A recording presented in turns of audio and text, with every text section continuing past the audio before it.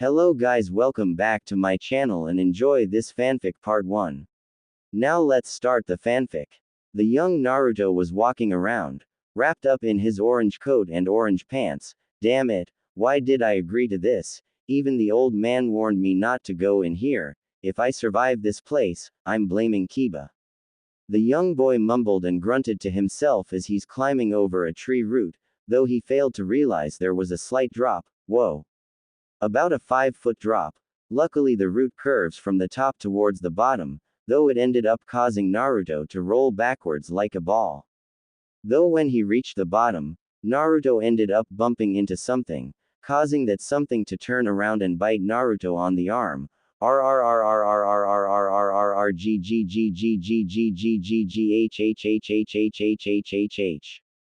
Causing the young blonde to scream in pain, which spooked the shadowy animal, causing it to run away, though Naruto would swear he didn't scream like a girl, making the animal run because of hurt ears. Naruto slowly got up, nursing his injured arm to his chest. Oh okay, I made it into the forest, I'm getting out before anything else attacks me. Thank Kami I can retrace my steps. Hey, remembering where I said all those pranks really comes in handy. After a while, Naruto manages to find the way out, without getting hunted, though that's mostly because of the QB sealed inside of him, though he doesn't know that, along with the animal that bit him running away because of said tailed beast, no one attacks an alpha like the QB, but Naruto will keep thinking it was his scream. Crawling through the hole that he squeezed through, while protecting his arm, Naruto stood up and says to himself, alright, that's it. That's the last time I let anybody dare me into doing something as stupid as that. As long as the place doesn't have the word death in it, I'm not going. Realizing he would do a dare, but now, he has boundaries. As long as it's no place that has wild animals in it, he'll do it. Now that he's in the moonlight, Naruto carefully lifts his arm to see the damage. Wince, not too bad. I'm sure come tomorrow it would have healed. Hell, I broke my arm once and it healed overnight. This should be nothing. Look up. Wolf bite on arm, on Google for reference, and I'm not talking wolf spider. Slowly unzipping his coat, but leaving it on his wounded arm, Naruto wraps his coat around it, not wanting it to bleed out or anything.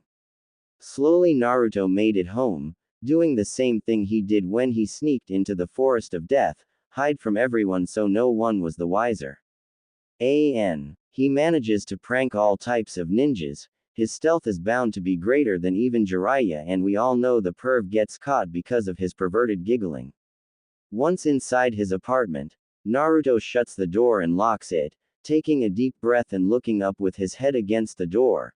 For some reason he was feeling tired, but that could be because it was now just after 9 o'clock. Yawn. Okay, I'm going to have a quick look at this bite mark and see what the damage is. Then it's snooze time, though why, yawn, am I so tired all of a sudden? Making his way to the bathroom for better lighting. I spent loads of time being awake till after 10, hey, that could be the reason why I sometimes sleep in class. Shaking his head to clear the cobwebs of sleep, Naruto turns on the bathroom light. From our point of view, Naruto looks awfully pale and sweaty with bags under his eyes. Slowly removing his coat, he can see the bite marks on his arm. Okay, not too bad, the thing didn't bite down to the bone. I'll just wrap it up in bandages for now and see the results tomorrow. Doing that, Naruto could feel himself getting sleepier by the second. At some point he needed the wall to keep himself up. Crashing the door open, Naruto flings himself onto his bed, feeling his eyes closing to sleep.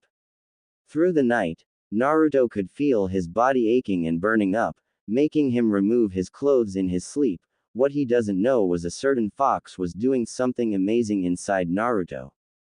Mindscape. We all know what Naruto's mindscape likes, so to save time I'm skipping it.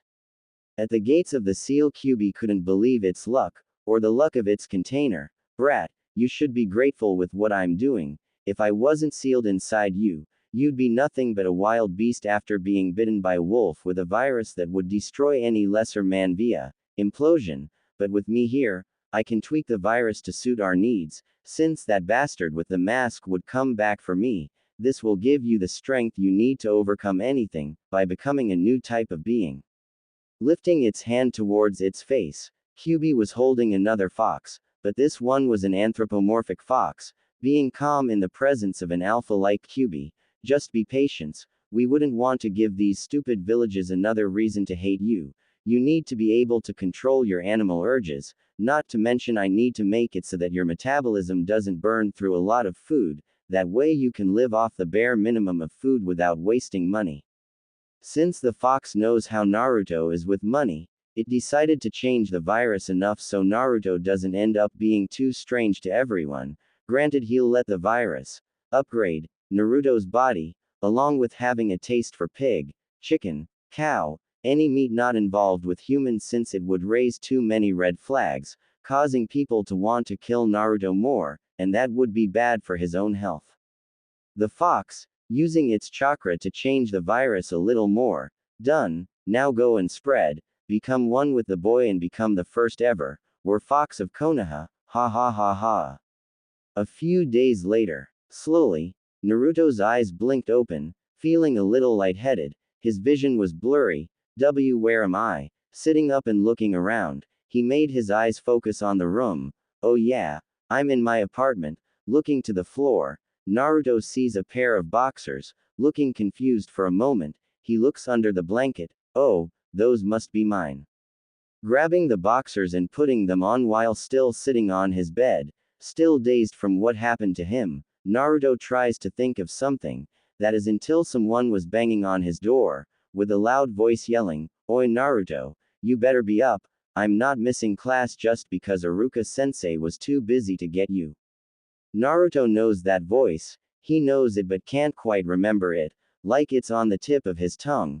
Getting up from his bed, Naruto makes his way to the door of his apartment. Bang, bang, bang. The noise of the door being punched on starting to annoy him.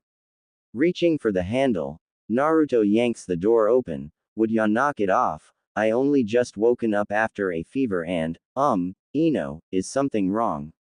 It turns out that the young Yamanaka's home lived close to Naruto, practically down the street from him, but because of her rivalry with a certain Pinkett, she hardly noticed, but ended up being asked by Iruka to check on Naruto the next morning. Since the teacher was busy with paperwork, he asked her to help out. But at the moment, the young Yamanaka girl was stunned. There was Naruto, in his boxers, though he wasn't scrawny, his body was now built for speed and power, at least for a 10-year-old. The 10-year-old girl thought Naruto looked good with a six-pack. Hello, Earth to Ino, what the hell's wrong with you? She was thankful Naruto is still dense. Shaking her head from her thoughts, Ino looks towards Naruto's face, a slight blush showing. I can't believe I was eyeing Naruto's body of all things. She thought to herself, why yeah, I'm fine. Iruka-sensei asked me to check on you to see if you were alright, since you didn't come to the academy for the past 3 days. Now that got Naruto's attention. He missed 3 days of classes. You've got to be kidding. 3 days? I missed 3 days of classes. I mean, I knew I had a fever, but I didn't think it'd knock me out for that long. Ino began to get impatient. Come on Naruto, get dressed before we're really late for classes. Again, that got Naruto's attention. Looking down, Naruto saw that he was only in his boxers. Thanks to Ino, he just remembered, it seems he was really zonked out of it if he forgot his clothes. Rushing back into his room, Naruto started changing. He was rushing too much that he missed the fact about his body's changes. Granted, he felt amazing, but at the moment he was focusing on not being late a 4th time for classes. Though once he was fully dressed, Naruto looked at himself in confusion. That's strange, my clothes feel tight, even my pants, whatever, I'll think about it after classes. What he didn't know was that Ino heard him. Why am I blushing at the thought of his tight pants? I like Sasuke, don't I? Confused. Teenage hormones, everyone has them at that age. Anyway, once fully clothed, though Naruto had to have his coat unzipped to breath, he says to himself, I'm going to need a change of clothes after school, these things are too hard to breath. Now that perked Ino up, a chance to get Naruto a different set of clothes and out of those ugly orange outfits. Yes, I'll help him out, though knowing him he'll still want something orange. In came Ino the fashionista, her mind going a mile a minute with ideas for Naruto's new look to go with his awesome new body. During her train of thought, Naruto came rushing out, grabbing a slice of bread in his mouth, along with his keys. Seeing Ino's thinking face, he knows someone will be in trouble for shopping. Naruto grabs hold of Ino, who was still stuck in Naruto's new clothes mode, never noticing being put over Naruto's shoulder. Once Naruto locks up, he starts running down the street for the academy. The running was what jogged Ino out of her thinking. Looking around, Ino sees she was being carried by Naruto, who accidentally had his hand on her, which caused the girl to blush. Naruto, what do you think you're doing?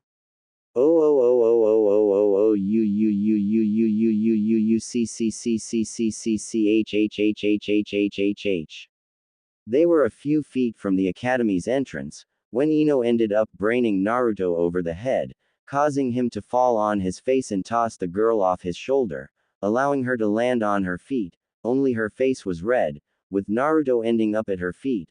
Looking up with a welt, Naruto says in pain, "What the hell was that for? I only wanted to make sure we weren't late for class." Ino just huffed and looked away. "That was for touching my butt and manhandling me. Don't you know you're supposed to handle a lady delicately?" It wasn't a question but a fact for Ino. Naruto sitting up, looks left and right, says out loud, "A lady, where?" Wham! Causing him to imprint his face into the ground again due to putting his foot in his mouth. Ino, her fist smoking, with a red face yells out, "Just for that, I'm gonna pick out your new clothes, with you paying for them." Pulling his head out of the dirt, Naruto asks, "Huh, why?" Ino, leaning forwards with an angry look, says to him, "Huh, did you say something?" Knowing he wasn't gonna win, since he didn't want to get hit again, he merely looks away and scratches his nose nervously, and no, not a thing. Ino straightens herself up, dusting her clothes off, and says with a smile, "Good, wait for me at the entrance here, then we'll begin the hunt for your new look." Knowing better than to question the girl, Naruto suddenly realizes something. Oh man, I'm the poor soul to be tortured by Ino's shopping. Shikamaru was right, women are troublesome. The poor boy finishes with waterfall tears. Which starts the beginning Naruto's new life, though the question is, what will happen during the next full moon? But before that he would have to survive the day before Ino sinks her claws into him. Ino walks off, leaving Naruto to pull himself together. Looking up, Naruto watches Ino walk away. "I really need to get out of this. I could skip class," he says to himself as a shadow is now looming over him. Slowly Naruto turns around to find Iruka standing behind him with rope in his hands. "What was that, Naruto?" questioned Iruka as he pulled on the rope in his hands as he wraps the boy up in it. Naruto has tears streaming down his cheeks as he had been hogtied by his sensei and is now being carried in like a bag of potatoes. Iruka make his way to his classroom.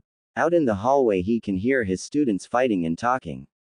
Mostly the girls fighting over his raven hair student Sasuke Uchiha. The last of the loyal Uchihas that are alive and living in the village. Iruka just sighs as he throws Naruto into the classroom as the boy lands into his seat in the back room away from everyone. All eyes turn his way as he is fighting to break free of his bindings. Just as Naruto gets the rope in his mouth, he begins chewing on it, and to the shock and amazement to everyone in the classroom, Naruto was now free and spitting out the piece of rope in his mouth. "Man, that stuff tastes nasty.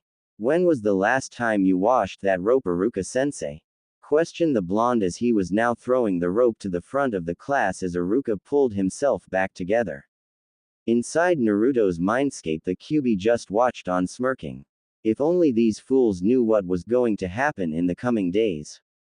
He thought to himself as he watched the Werefox run wild outside of his cage. Kiba turned to Naruto and smirked. "So did you chicken out on going to training ground 44? He questioned the blonde. Naruto glares at the brown hair boy as his puppy crawls into his jacket crying. "No, Kiba, I didn't chicken out like you did.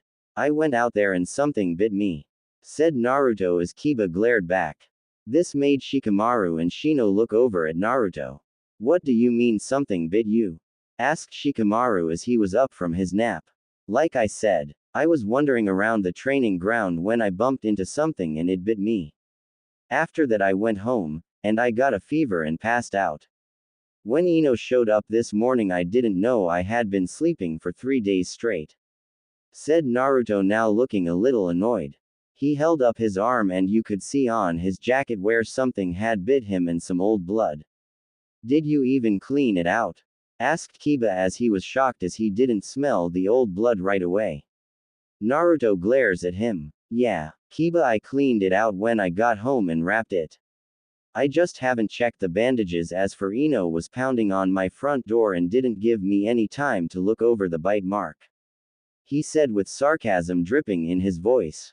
How about we check it when we break for lunch? My mom is coming by to give Akamaru a pill and she can look it over, said Kiba as all the kids nodded their heads and looked down at the bottom of the classroom as Iruka was getting things together to begin class. Time had gone by really slow in Naruto's eyes. As to the others, their morning had flown by. But for our blonde, he was having a little more trouble than normal to sit still in class, and he just wanted to be outside running and just enjoying the warm sun on his face. Not in a stuffy room with a bunch of people that didn't really like him. Besides the few friends he did have.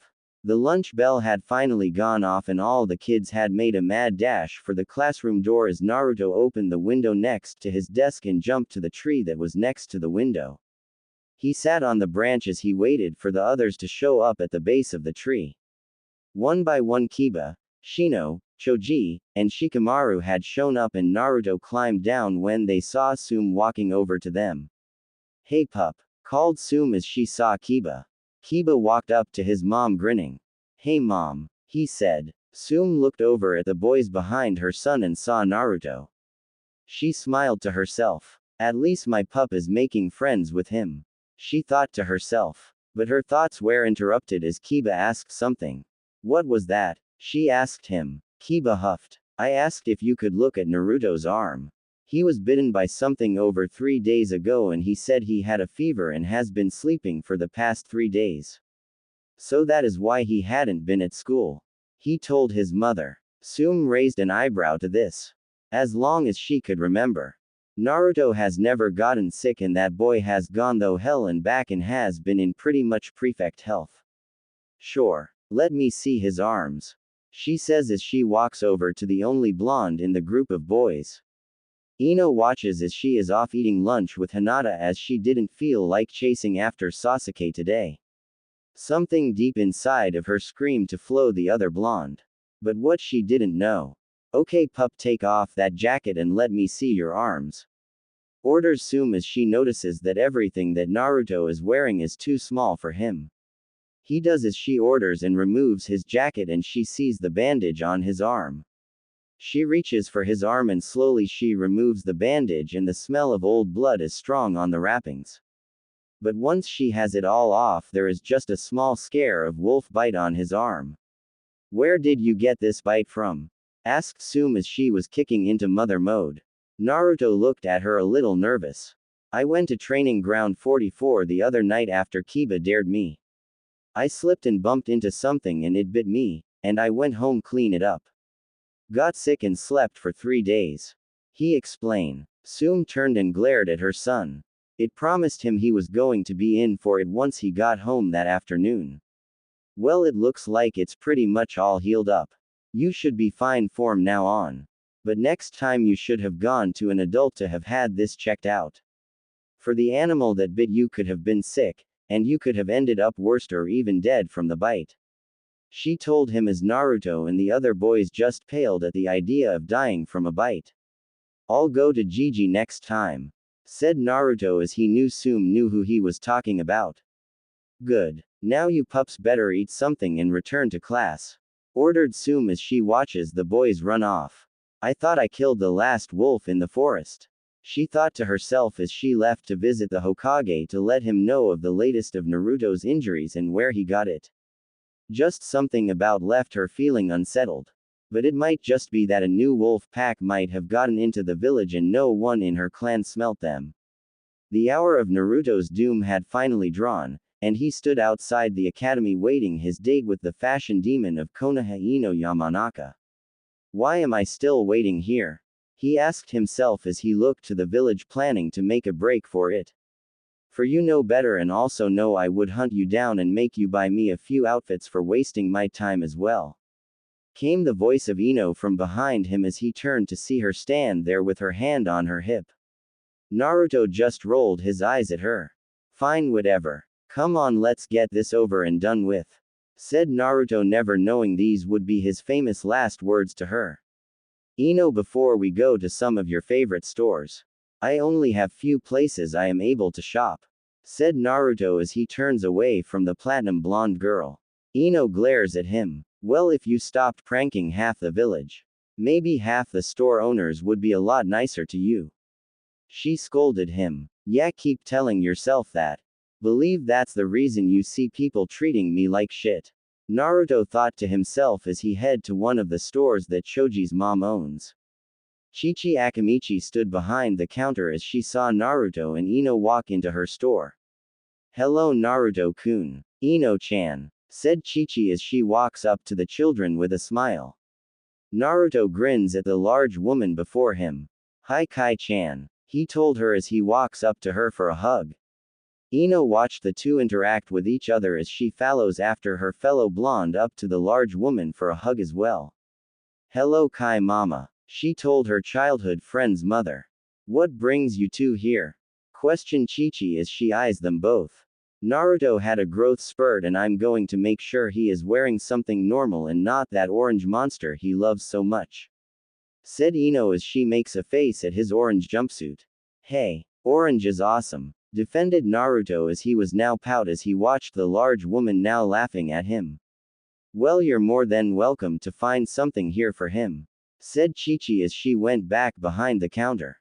Outside of Akamichi Rose stood Hinata as she watched from outside of the store through the window as Ino held up different color shirts to Naruto.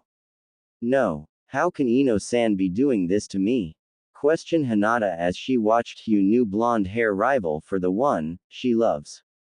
Inside the store, out of the corner of her eye, Ino caught the sight of an indigo hair girl watching from outside of the store at here shoving shirts into Naruto's arms. Here, go try these on, she ordered him. Yeah, fine, whatever, said Naruto as he turned away from her, walking to a dressing room that Chi-Chi set up for him. Ino moves around the store and out the open door to where Hinata doesn't see her as she sneaks up behind the shy Hyuga heiress.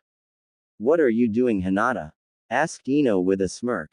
Eep, escapes Hinata's lips as she spins around and faces Ino with her cheeks now a bright scarlet color that Ino has ever seen in her life.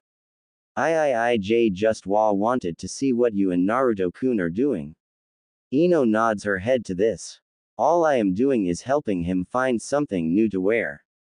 If you want to help, all you have to do is ask, she tells the shy girl. Anyo, why are you helping him? Questioned Hinata, feeling less nervous. Ino stood there for a few seconds, not really sure why herself about why she was helping the blonde hair misfit from their class. I'm not sure, but you know he would look better in something better than always in that orange monster of an eyesore he is always wearing, and if he truly wants to be a shinobi might as well now get him up to pair with what to wear and what not to wear, she told the indigo hair girl. Hinata nodded her head and followed Ino into the store just as Naruto walked out of the dressing room with black cargo pants with a few dozen pockets and a skin-tight black shirt with a fishnet shirt over it. He looked at both girls with a slight grin. What do you two think? He asked them. Both girls had a slight blush on their cheeks as Chi-Chi walked up behind them. I think that suits you quite well, Naruto-kun, she told the orange-loving boy as he handed him a black duster with an orange Uzumaki swirl on the back of it and a black cloth headband with the same orange swirl. Naruto tried it on and looked himself in the mirror, grinning at the look. Hinata blushed a little more as she looked around the store and saw an orange bottom-up shirt and walked over and grabbed it and came back over to him. Here, try this on over the black shirt and fishnet. She told him without the stutter. Something had come over her that she felt calm for once. Maybe, just maybe, she was getting over her fear and becoming a little stronger. Thank you, Hinata-chan, said Naruto as he was now grinning as he slipped off the duster and put the shirt on, leaving it up button. He looked at the three standing behind him for the seal of approval about his new look as he slipped on black ninja boots. Ino grinned at the new look. She liked it and it suited him oddly well. Hinata was liking this look as well. Chi-Chi was happy to see that Naruto had made a couple of friends that are willing to help him. You look good for once, Naruto, said Ino as she grinned. Why, you look really nice, Naruto-kun, said Hinata, feeling a little nervous and her cheeks heating up a little more. I think we have your new look, Naruto-kun. Come by tomorrow and I'll have several sets ready for you. For now I just have 2 of those jackets and 3 cargo pants and 4 of each of those shirts, and I want to at least give you 2 weeks worth of clothing. I know how you with training are, so I want to make sure they hold up, so I have to add seals to the others as I have already added to these ones, said Chi-Chi as she smiled at the blonde hair misfit of Konoha. She has always been fair to the boy, for she always had a feeling that he was the son of her late teammate Kushina Uzumaki and she would do anything for her late best friend. Naruto bowed to the large woman and smiled up at her. Thank you, Chi-Chi-chan. Are you going to put it on the old man's tab? He asked her. She nodded at this and he sighed in relief, for he wasn't sure he was going to have enough for everything he bought here today. Across the village at the Yamanaka compound, Ino's father was standing in the family home looking over at his wife with a nervous expression on his face. Inoichi, what is troubling you? Asked Usagi Yamanaka, wife of Inoichi and mother of Ino. Inoichi looked over at his wife. He slowly let out a sigh before he spoke. It is the family curse. I am worried about it might not skip Ino-chan, he told her. Usagi looked over at her husband with fear in her eyes. What do you mean you're not sure that it will skip Ino-chan? She questioned. Didn't it skip you? He nodded to this. Yes, it did. Skip me. But it is rare to skip 2 or 3 generations. How Ino turned 10 not that long ago, we should begin to start seeing signs if it will come to pass, he told his now worried wife. How could your great-great-great-great-great-grandfather be so foolish to piss of an old gypsy when he was a boy? To curse his family with the mark of the werecat of all things, said Usagi as she let out a sigh. She was told the family curse the moment she married her husband and became pregnant with Ino. For there might be a chance of that curse following their child. At what age does the curse take full hold of the person? She questioned him. Ino turned and pulled an old bookstand in the living room. Flipping though a couple of pages, he found what he was looking for. For his great-grandfather many times over had kept a detail's diary of the transformation of his children that were affected by the curse. It states here that it will take full effect during the first full moon of their 12th year of their life. But also a strong alpha could affect it and cause the transformation to happen quicker. But there isn't any alphas in her class, and the Inuzuka heir isn't nothing more than a beta or omega at best, he told his wife, trying to reassure her. All we must do is watch for a marking to appear on his left shoulder of a cat claws. Usagi just nodded her head to this. She was worried for her baby.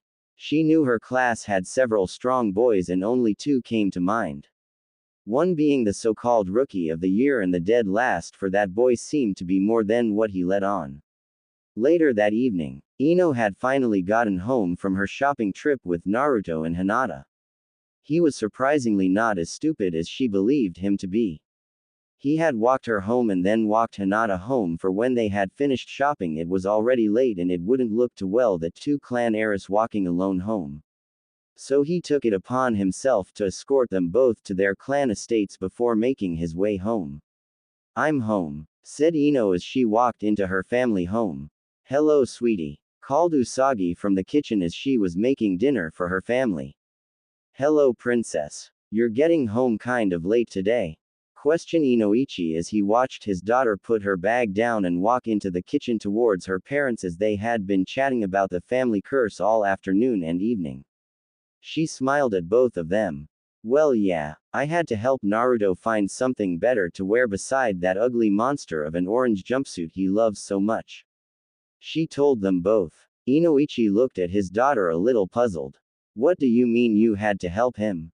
He asked her. Ino sighed. Well, yesterday after school Iruka-sensei asked me to go and check on Naruto to find out why he hadn't shown up for class for the last 3 days, for Iruka-sensei couldn't do it himself for he has been busy with teacher meetings, and after the meetings he helps out at the Hokage Tower.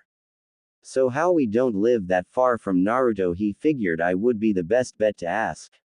So this morning I left a little early so I wouldn't be late and went over to Naruto's house. When he opened the door after I was knocking like for 5 minutes, he was standing there in his boxers. Said Ino as her father was turning a little red, for he was a little upset that the boy would open the door dressed only in his underwear. His wife walked up to him and placed her gentle hand on his shoulder to calm him down before he went over the boy's house to yell at him.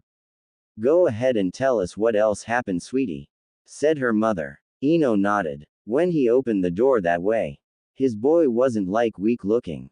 He was built more muscles and his boxers seems to be a little small for him. When I asked him why he hasn't been in class for 3 days, he looked at me in shock and told me he had a fever and been sleeping for 3 days straight, thinking he had only slept 1 day. I told him to hurry up and get dressed so we wouldn't be late. She told her parents. Did he tell you what brought on this fever? Asked Inoichi as he was now worried. For he knew Naruto has never gotten sick, for the fox sealed within him had always made sure the boy was in pretty much always in perfect health. Even after beatings the boy would bounce back in a day or two. Ino frowned at her father. I was going to get to that, she told him as she kept talking.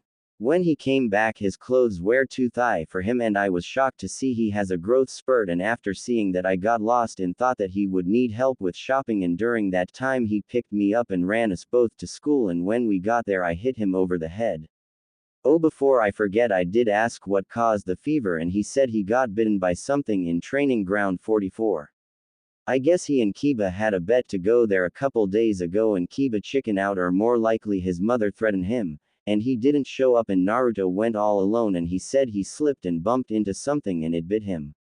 What I saw and overheard from Kiba's mom during lunch was he got bit by a wolf. She didn't seem too happy about it, said Ino as she studied her parents' faces before her. Well, Sum don't like having wild packs of wolves running around the village. For about 15 years ago several children went missing by wolf attacks in her clan, and several members of our clan and the Nara Akamichi clans had gathered together and hunted down the pack that was hiding in the forest of death and wiped them all out, said Inoichi as he remembered his father and him being part of that hunt. Yes, that was a frightening time. For it was around the time the Second War ended and the Third War was about to begin, said Usagi as she remembered that night. For she had lost her older sister to a wolf attack. Ino looked a little shocked. Really? There was wolf attacks like that within the village? She asked her parents. They both nodded her head. Yes, father was worried, for it was drawing too much attention. Those that had been affected by the family curse had almost been caught during that time and blamed for the murders. He thought to himself as the family worked hard to keep those affected caged and chained up in the basement of the main house. Wow, that is scary to think about, said Ino as she turned around to run upstairs to get clean up before dinner. As she turned around her father saw the marking he feared on his daughter's shoulders slowly appear. Something had triggered it to slowly being to appear now. After she was gone and out of hearing, Inoichi turned to his wife with a frown marring his face. We have trouble, Inoichi told his wife. Usagi looked over at her husband a little confused at first. What do you mean? She asked him. The marking is appearing, was all Inoichi told her as she had the look of horror. So very soon they would have to tell their daughter the truth about their family curse. Hokage Tower. Sum Inuzuka stood before the third Hokage. Sir, we have trouble, for Naruto has bite marks on his forearm from a wolf that he claims bit him 3 nights ago in the forest of death, she tells him as she frowns at him. The third Hokage looks at her with worry. I thought your clan and the others had killed all the wolves in the forest over 15 years ago. He asked her as he now worried for his grandson. We did. We killed the pack of about 30 wolves that night. But we never found the den where the cubs were kept. So we could have missed a female with about maybe 6 or more cubs she was left to protect as the others hunted. Said Sum as she felt upset and guilty. It is strange that they kept quiet and low-key for this long. Said the third Hokage as he studied the woman before him. Wolves are smart and can learn and adopt to anything to keep themselves and their young safe. Said Sum as she was ready to set that whole train ground ablaze once and for all. Sarutobi nodded his head to this.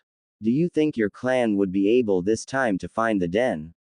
He asked her. Sum shook her head no. I have spent all afternoon and even until just a half hour ago there trying to track the pack that might be left. All I found is where Naruto was attacked, for there was some blood in his scent and the scent of the wolf, and then it was gone. Like it learned to mask its scent. She told the aged man before her. This made Sarutobi arch a brow to this. That wolf was showing intelligence on a human level. This could be very dangerous for those who go into that training ground. For now I will have the training ground closed off and have several Hyugas go with several of your clansmen to see if they can spot any tracks that your Ninken might have missed. He tells her as she nodded her head. With Hinata, Naruto had dropped the girl off at her compound as the father was standing outside the walls waiting for her as she was late for her training, and it was odd for the girl to not come right home from school. To just vanish after she finishes her clan training. Hinata, said Hisashi as he narrows his eyes at the blonde-haired boy walking with his daughter. Hinata grows stiff and more nervous as she hears her father say her name and spots him waiting for her. But to her shock and surprise, Naruto speaks up. I am sorry, Hinata is coming home late, Lord Hyuga.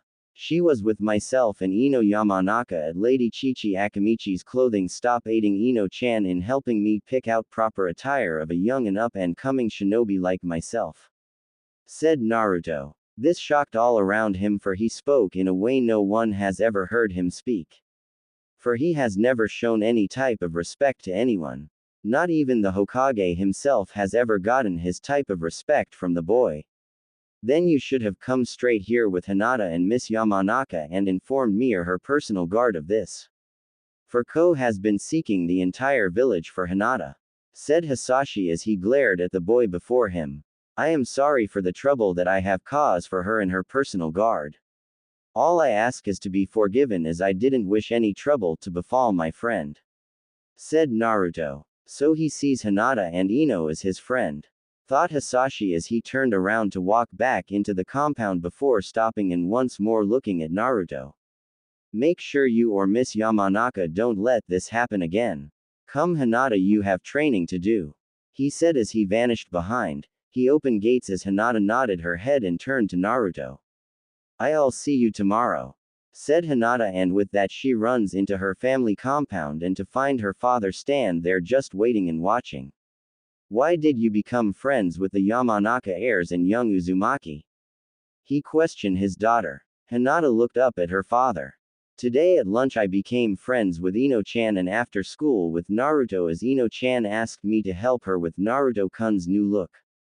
She didn't like his orange jumpsuit and he needed new clothing for he had grown overnight. She told her father. Hisashi nodded his head and continued walking. Minato, your son looks just like you at this age. Will he grow up to be as strong as you and Kushina? Hisashi questioned himself. For him and his late wife had been at Minato's and Kushina's wedding, and once they had fallen the night of the Kyuubi he had tried to take their son on. But he wasn't allowed, but from the shadows he did as much as he could with helping the boy. He would make sure the boy had food and a roof over his head and money when he would need it. For the Hyugas managed several of the companies that Minato and Kushina had before they died and left to their son. Only several within the clan knew the truth and didn't see the boy as the beast but as the child cursed, as they are with a seal that binds them.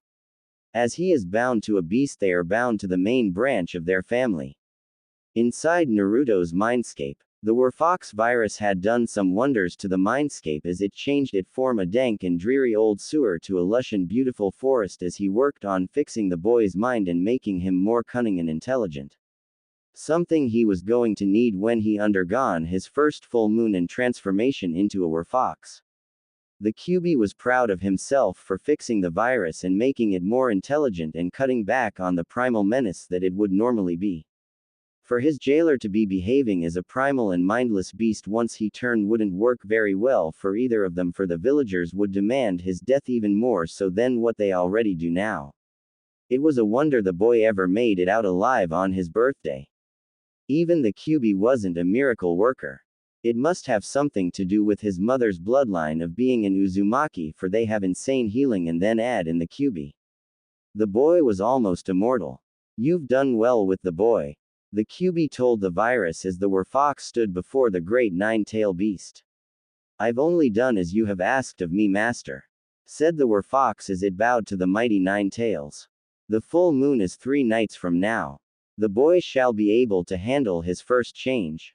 Questioned the QB, for the beast did worry a little for his jailer, for the child was still innocent even though he was forced to house him. He couldn't blame the boy for the burden that was thrust upon him just an hour after his birth. He shall be fine. During his first change he shall me use both. For he must become one with me. After he must face his darkness. For if he doesn't, the curse could drive him mad with bloodlust. Even though you have changed his hunger for more towards animals, it will not stop him from going on a killing spree. That is what has happened to other werewolves in the past. This is where you must step in and guide the child. For it is you're the one hold his true feelings and holding his anger and hatred for others within yourself. Said the Werefox as he took on a more human form as it stood on 2 legs and its paws became more human. That shall be tricky, for I know the child will be angry with me and focus all his anger and hate on me for a while. Said the QB as he looked into the shadows of his cage as he saw the black hair from of his jailer sleeping with golden chains, wooden chains, and vines wrapped around him. Naruto has 3 bloodline that the QB has sealed until he is ready for the boy to have them. But the time seems to be drawing near. For the boy will need them to face his darkness and to keep his worst side at bay. This shall be a long night for the QB, for he was going to set to work to allow these bloodline to awaken while the child sleeps. Naruto had gotten home and put away what he had gotten from Chi-Chi along with some sleeping clothes that he can change into. He had some orange basketball shorts he could put on with a black tank top. He didn't feel like wearing his sleeping clothes just yet, and he needed to go over his homework he had missed the past 3 days. Sitting down at his small kitchen table, Naruto puts his book back down and pulls out his books and notebooks with the notes that Hinata had given him and all his homework for the week. Man, this is going to take all night to do. Naruto whined to no one but himself. Just then there was a knock at his door. Looking up from his notes, Naruto stood up and walked over to his door. On the other side of the door stood the 3rd Hokage along with Sume Inuzuka and along with his personal doctor Washu Hakuba. She looked to be about 13 years old but was in her 30s, maybe older, with long hot pink hair and lime green eyes. No one really knew, for she stayed in what she called her chibi form. Some believed her to be part of the Uzumaki family, for she was from the hidden Whirlpool village, but she would never talk about her past. All she would say, "A lady has a right to her privacy. I'll leave it at that." Naruto slowly opened the door and peeks his head out to see the old man. "Hey old man," said Naruto as he saw the others. Sarutobi smiled. "Hello Naruto. Do you mind if we come in?" asked Sarutobi as he stood before the 2 women and looked Naruto dead in the eyes. Naruto moved away from the door and opened it all the way. "Yeah, sure. But sorry for the mess. I haven't cleaned it for a couple of days. For I have been sleeping for 3 days straight, for I had a fever the other night," he told the old man and the 2 women with him. Washu studied Naruto. "How did you feel with the fever, Naruto-kun?" she asked him as she walked up to him, putting her hand on his forehead.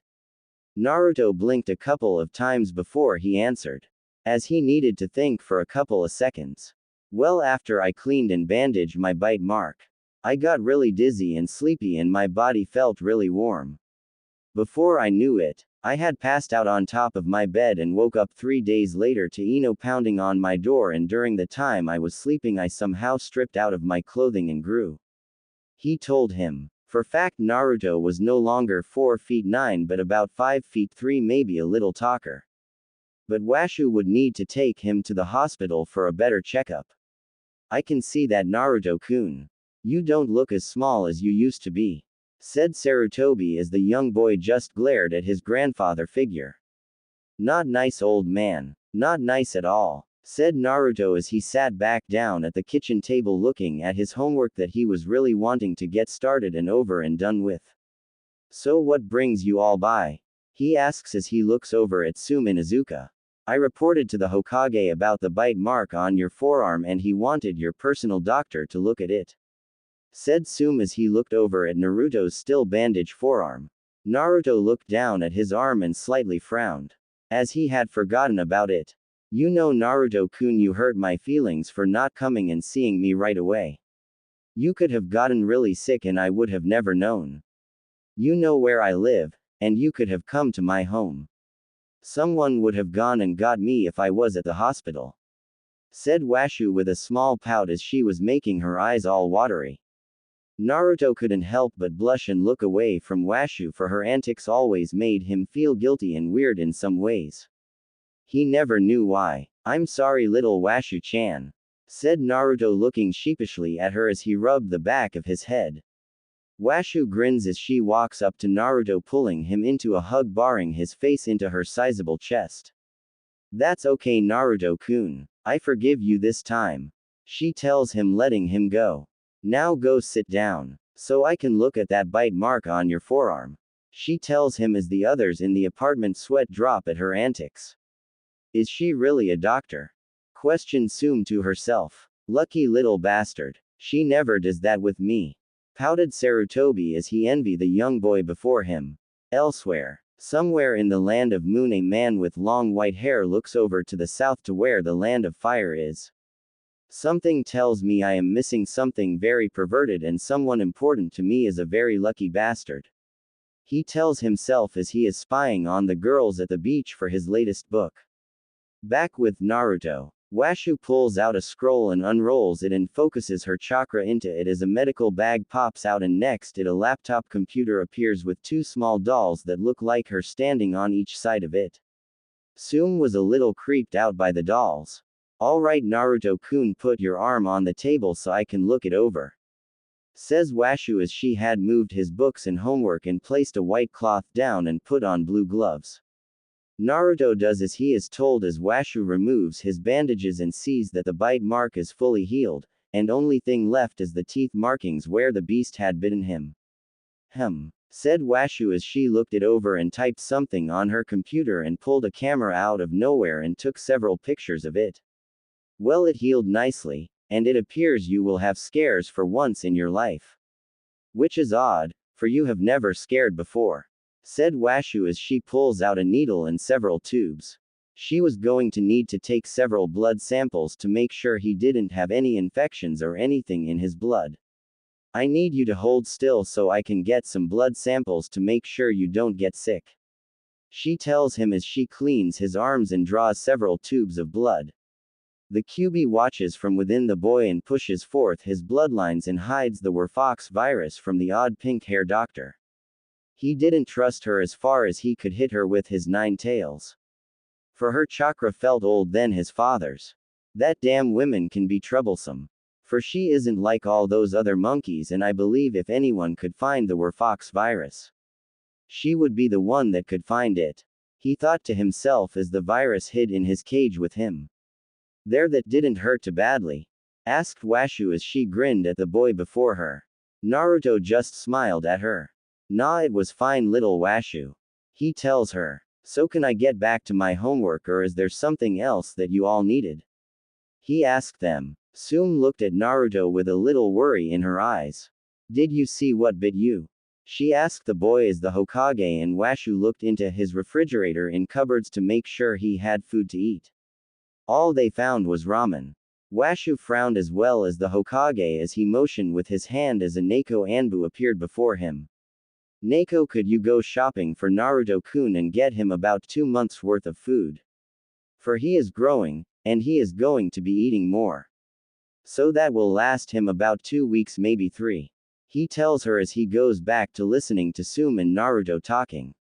It was dark and all I saw was glowing yellow eyes and a yip growl as it bit me and ran off as I screamed at it. Said Naruto as he looked down at his hands a little sheepishly.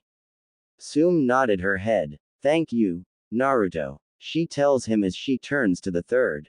That's all I needed, Lord Hokage. She tells her leader. He needs to her. Very well. Well, Naruto-kun, we will take our leave and Neko will be returning shortly with some supplies for you. If you need anything else, just let me know. He tells the young boy as he nods and goes back to his homework as the others let themselves out. I need to get to the hospital to run all these tests to see what brought on that fever on. For that is not common with him. Said Washu as she was now frowning and had a hard look on her face as she was thinking and biting her thumb as she sunk into the ground with a pink swirl. The Hokage just nodded his head as he walked back to the Hokage tower. He didn't feel like getting there quickly. He just wanted to enjoy the cool October night air as he figured he would finish a little bit of paperwork as he knew Washu would have a report to him very soon. It was the day before Halloween and Naruto was sitting in class. He had caught up on his missing homework thanks to Hinata and Surprisal Ino's help. Since that day, Ino had to go and check up on our blonde misfit. She had grown close to him, and what shocked the others, she had stopped her fangirling over Sasuke Uchiha. In ways, Sasuke was grateful for losing one of his fangirls.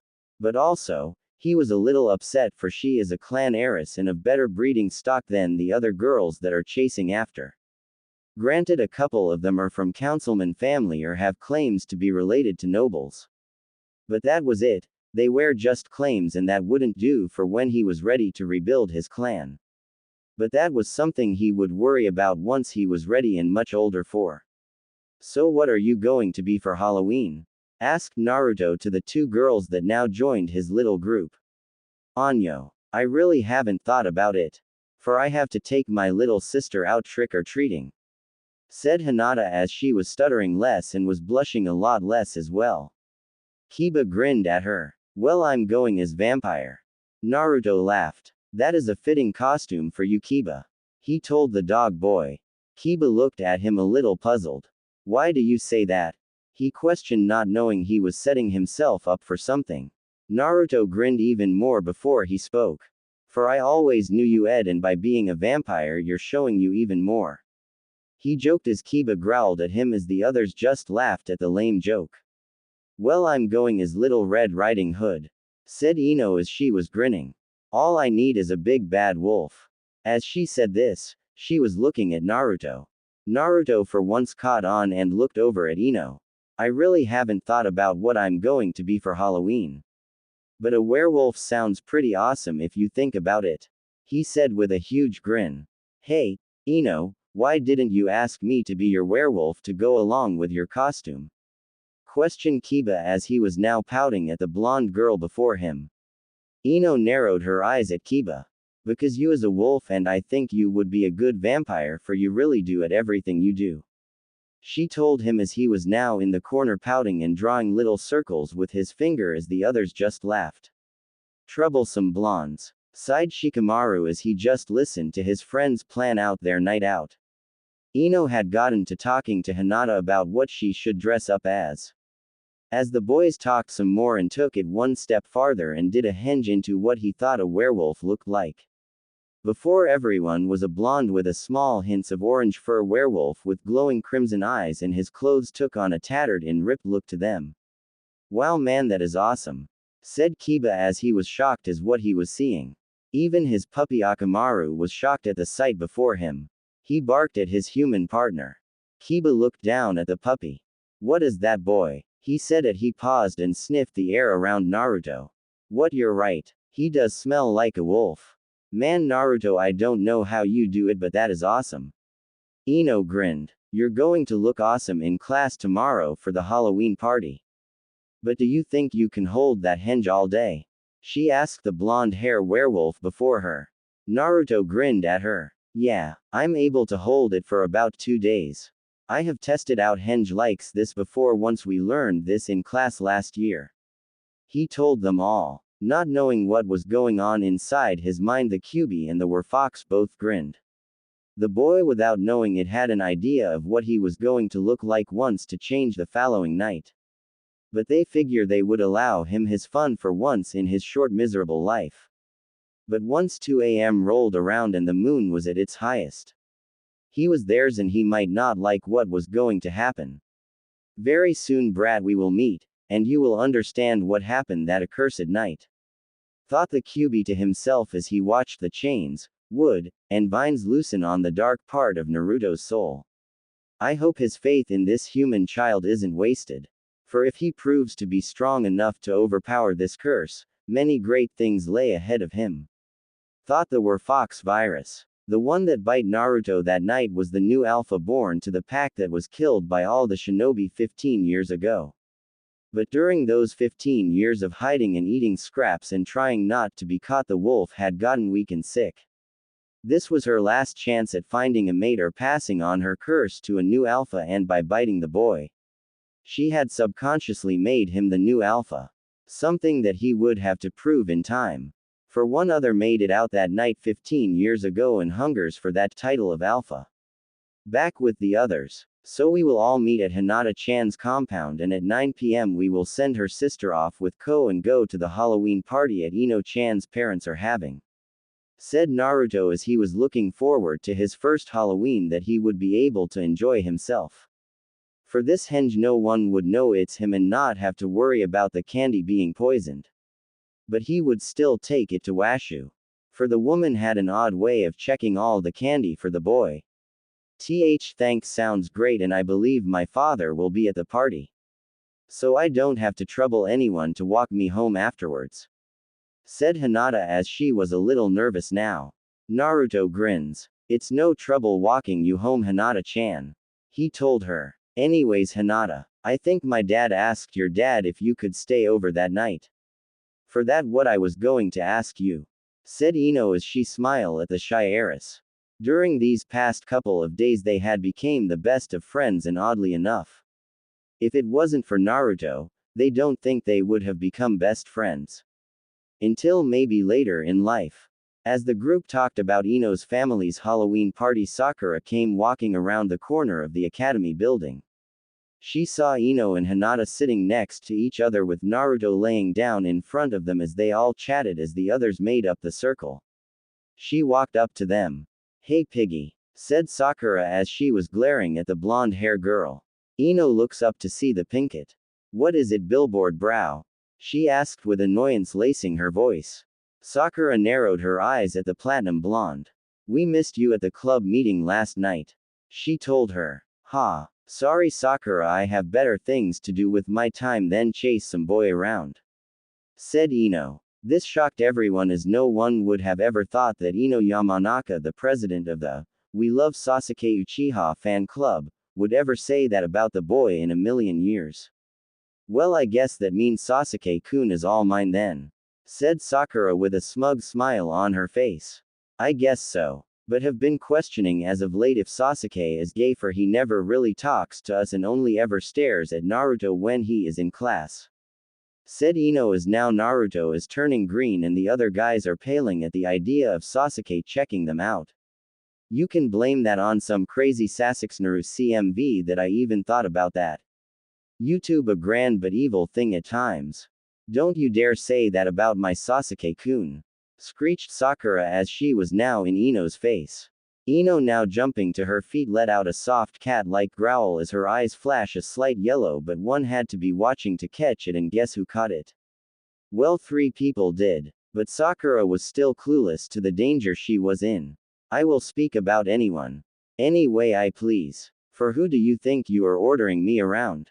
She growled out. I am a daughter of a council member and I have every right to order you around, Ino Yamanaka, said Sakura as she believed she held more power than the girl that stood before her. Ha! What a joke. Don't make me laugh, growled out Ino as her voice got louder as she was getting closer to Sakura. I am a clan heiress. My father has a seat on the Shinobi Council. A seat that once I come to age and take over as clan head, I shall be taking over. For your mother's seat, that is nothing to brag about. For she is voted in and you would never get that seat unless you get yourself voted onto the council. For you once you're older will have to play the game of politics to have any power. Where I was like in royalty was born into it. She told the Pinkett as now Sakura was shocked by this. For Ino never rubbed her nose into her being an heiress when they used to be friends. But there was the key word used to be. I don't care. My mother still holds a good amount of power to make everyone's life hell, said Sakura as she was now grinning at the others. Yeah, she knows better than to cross me. All I have to do is tell Mommy Ino is being mean to me and rubbing her heiress statues in my face and calling me names and she will be banned from all her favorite stores. Her inner self thought smugly. You do forget that with Ino she has the Nara, Akamichi, Inuzuka, and Hyuga clan backing her family as they are all on the council and can destroy all of the civilian council with one move, right?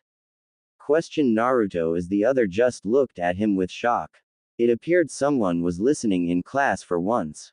What? He asked. Troublesome. But he is right. If your mother and the civilian council make a move against Ino or her family, our clans will step in and make a move that will not only destroy them but have them removed from office. For the councils were not set up to be used by their children to see who's held more power, said Shikamaru. Unknown to the kids, Yoshino, Usagi, Chichi, and Sum had come to tell the kids to meet at Ino's house after class was over to work on any last-minute costumes. For they knew Naruto would have some trouble and they wanted to help the boy. All the mothers stood there listening and proud of their children and of the blonde, for they were right about what was said. Sum being to bold woman she is walked up to the kids as Naruto picked up on her scent way before Kiba did. Hey, Kiba, your mom is here, he told the feral-looking boy, who in turn looked over Hinata's shoulder to see his mother walking up to them. He looked back down at the blonde laying on the grass with his eyes closed enjoying the warm sun on his face. How did you know my mom was here? He asked Naruto. Naruto opened one of his baby blues and looked at Kiba. I could smell her, was all he said as Sum heard him and smelt herself. She didn't stink, she just had a shower just 2 hours ago and all she had done so far was have tea with the other mothers. The other mothers followed behind her for they allowed her to lead for they wanted to see how this all played out. The boys are right, little girl. So just remember, we shinobi hold more power than what you civilians believe we do.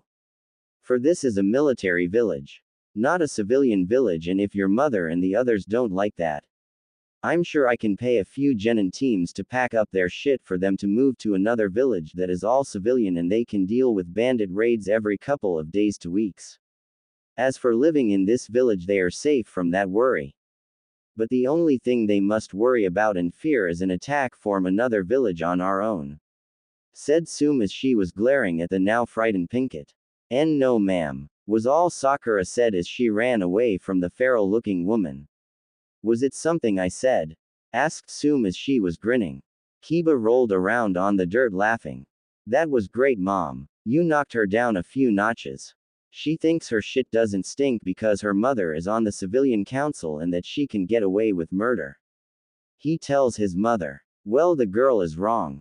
For how Naruto and Shikamaru pointed out, as well as Ino did, her mom was elected in, as those who are heirs will take over their parents' seat, said Usagi as she walked up to the kids. Hey mom, what brings you here? Asks Ino as she was looking at all the other moms. Oh, we came by to tell you all to come to our house after the academy lets out.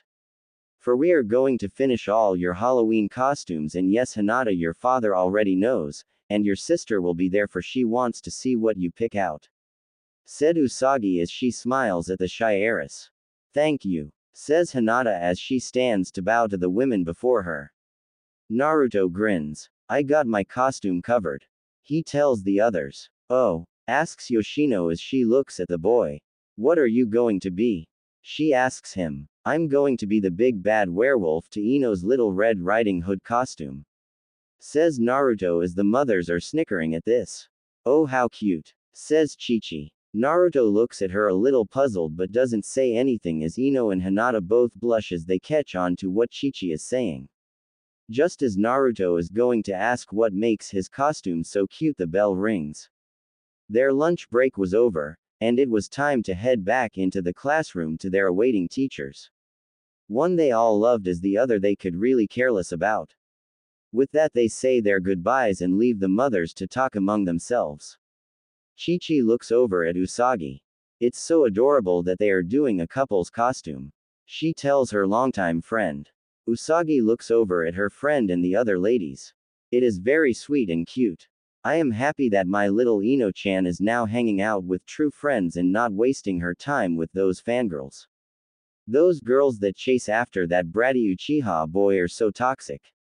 It was to the point that Inoichi or me would have to drag a kicking and screaming Ino into the backyard to do any type of training, and even then, we had to sweeten the deal to get her to do anything.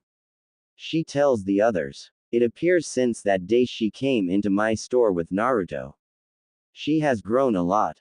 Even Naruto has grown a lot. He is acting years beyond his age and I think he will be good for the kids to have around. Says Chi-Chi as she thinks back to that day the kids came in. If only he could get our lazy sons to train more.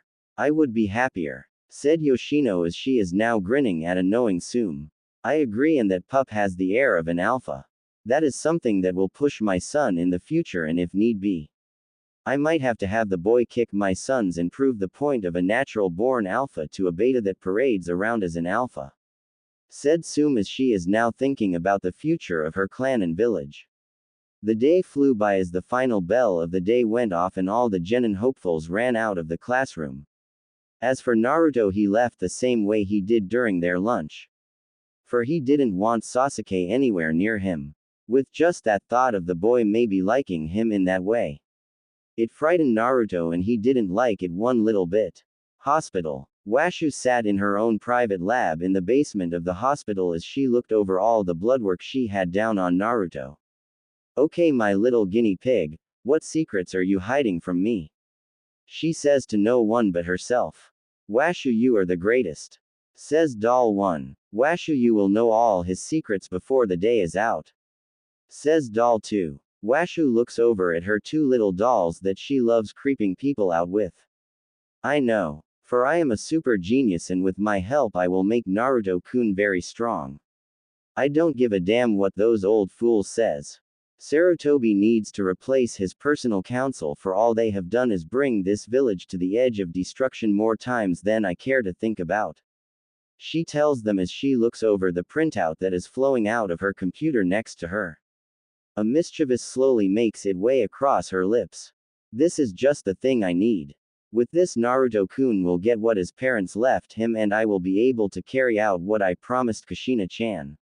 Washu thinks to herself as she stands up and walks over to another table and highlights what she needs and leaves her lab to rain down hell onto this village of damn fools. If only she had her other loved ones. They would aid her in her personal battle and war she was going to go thought for this boy she has grown to love for the past 10 years of his short and sad little life. All she was grateful for was that she was able to make him smile just a little during that time.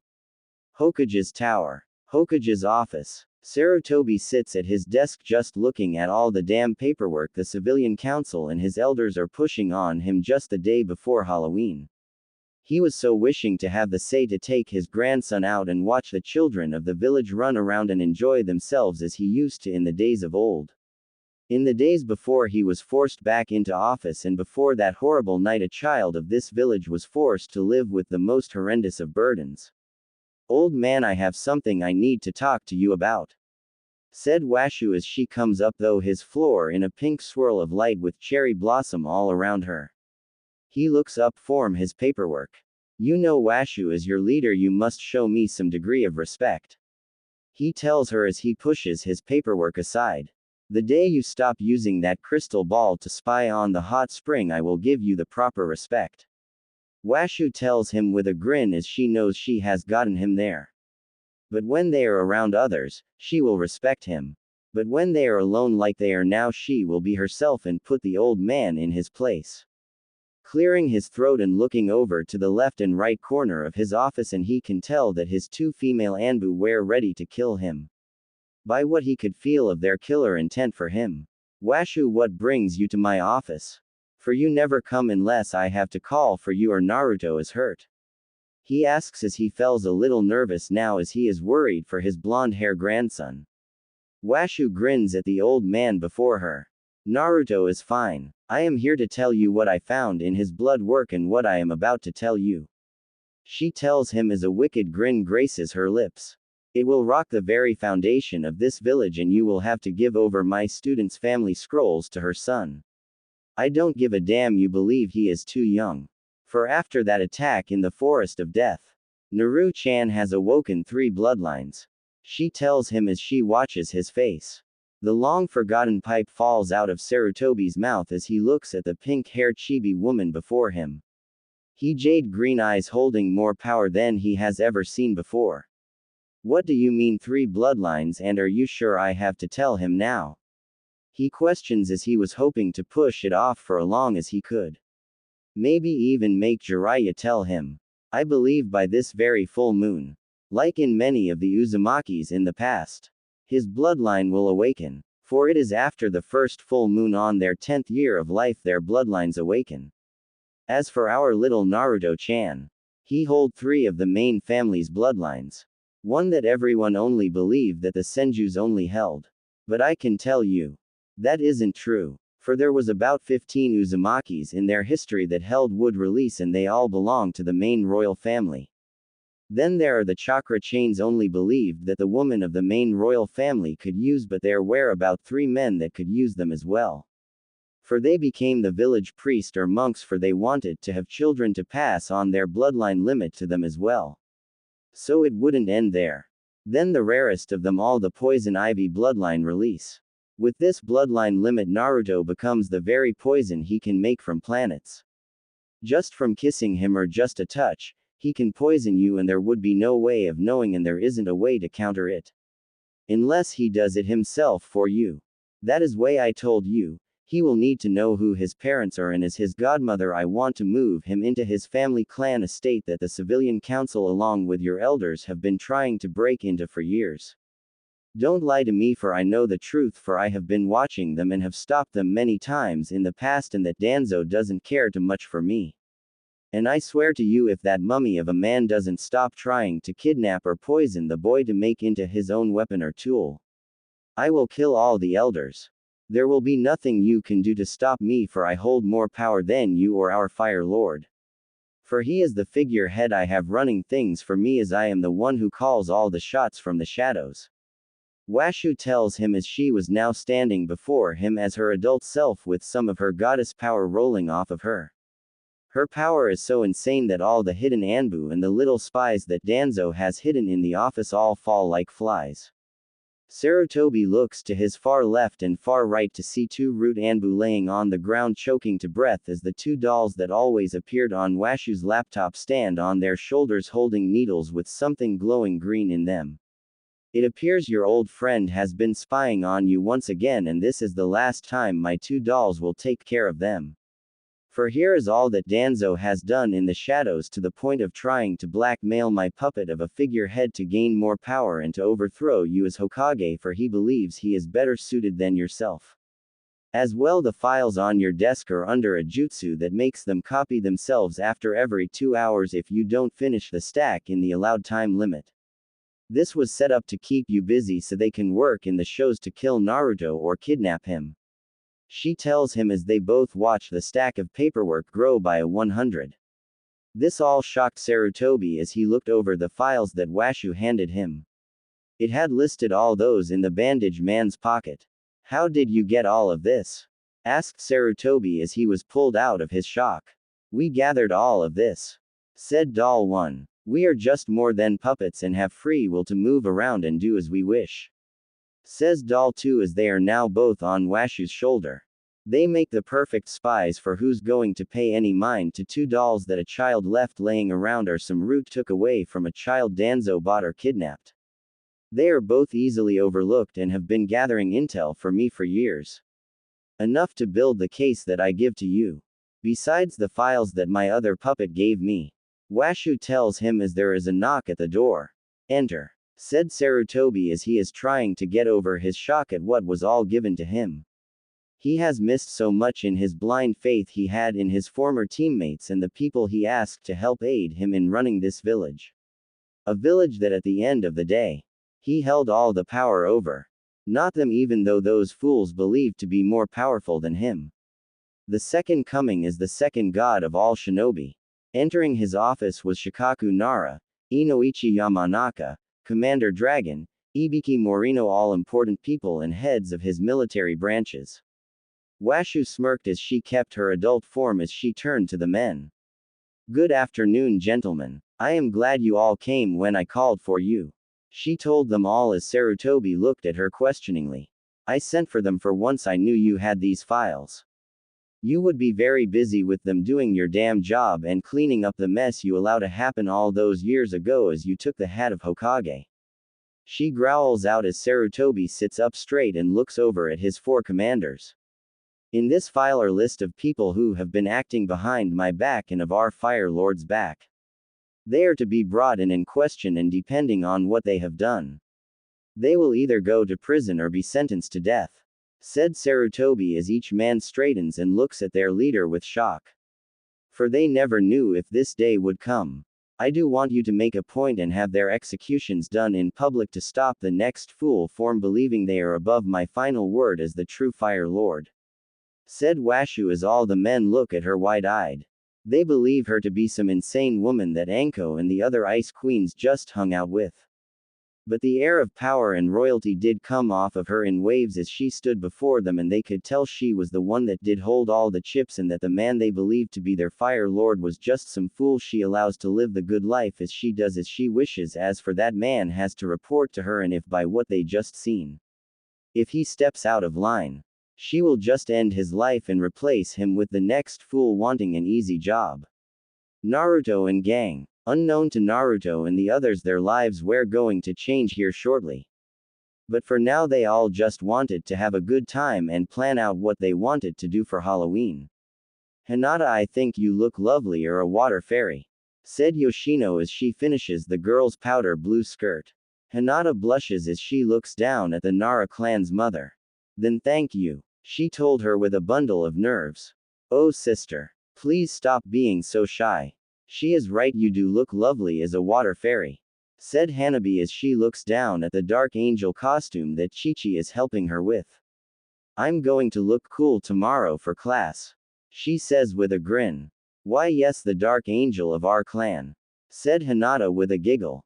As I am just a fairy that will protect and gift you with a wish, she tells her sister. Naruto looks over at the girls and smiles.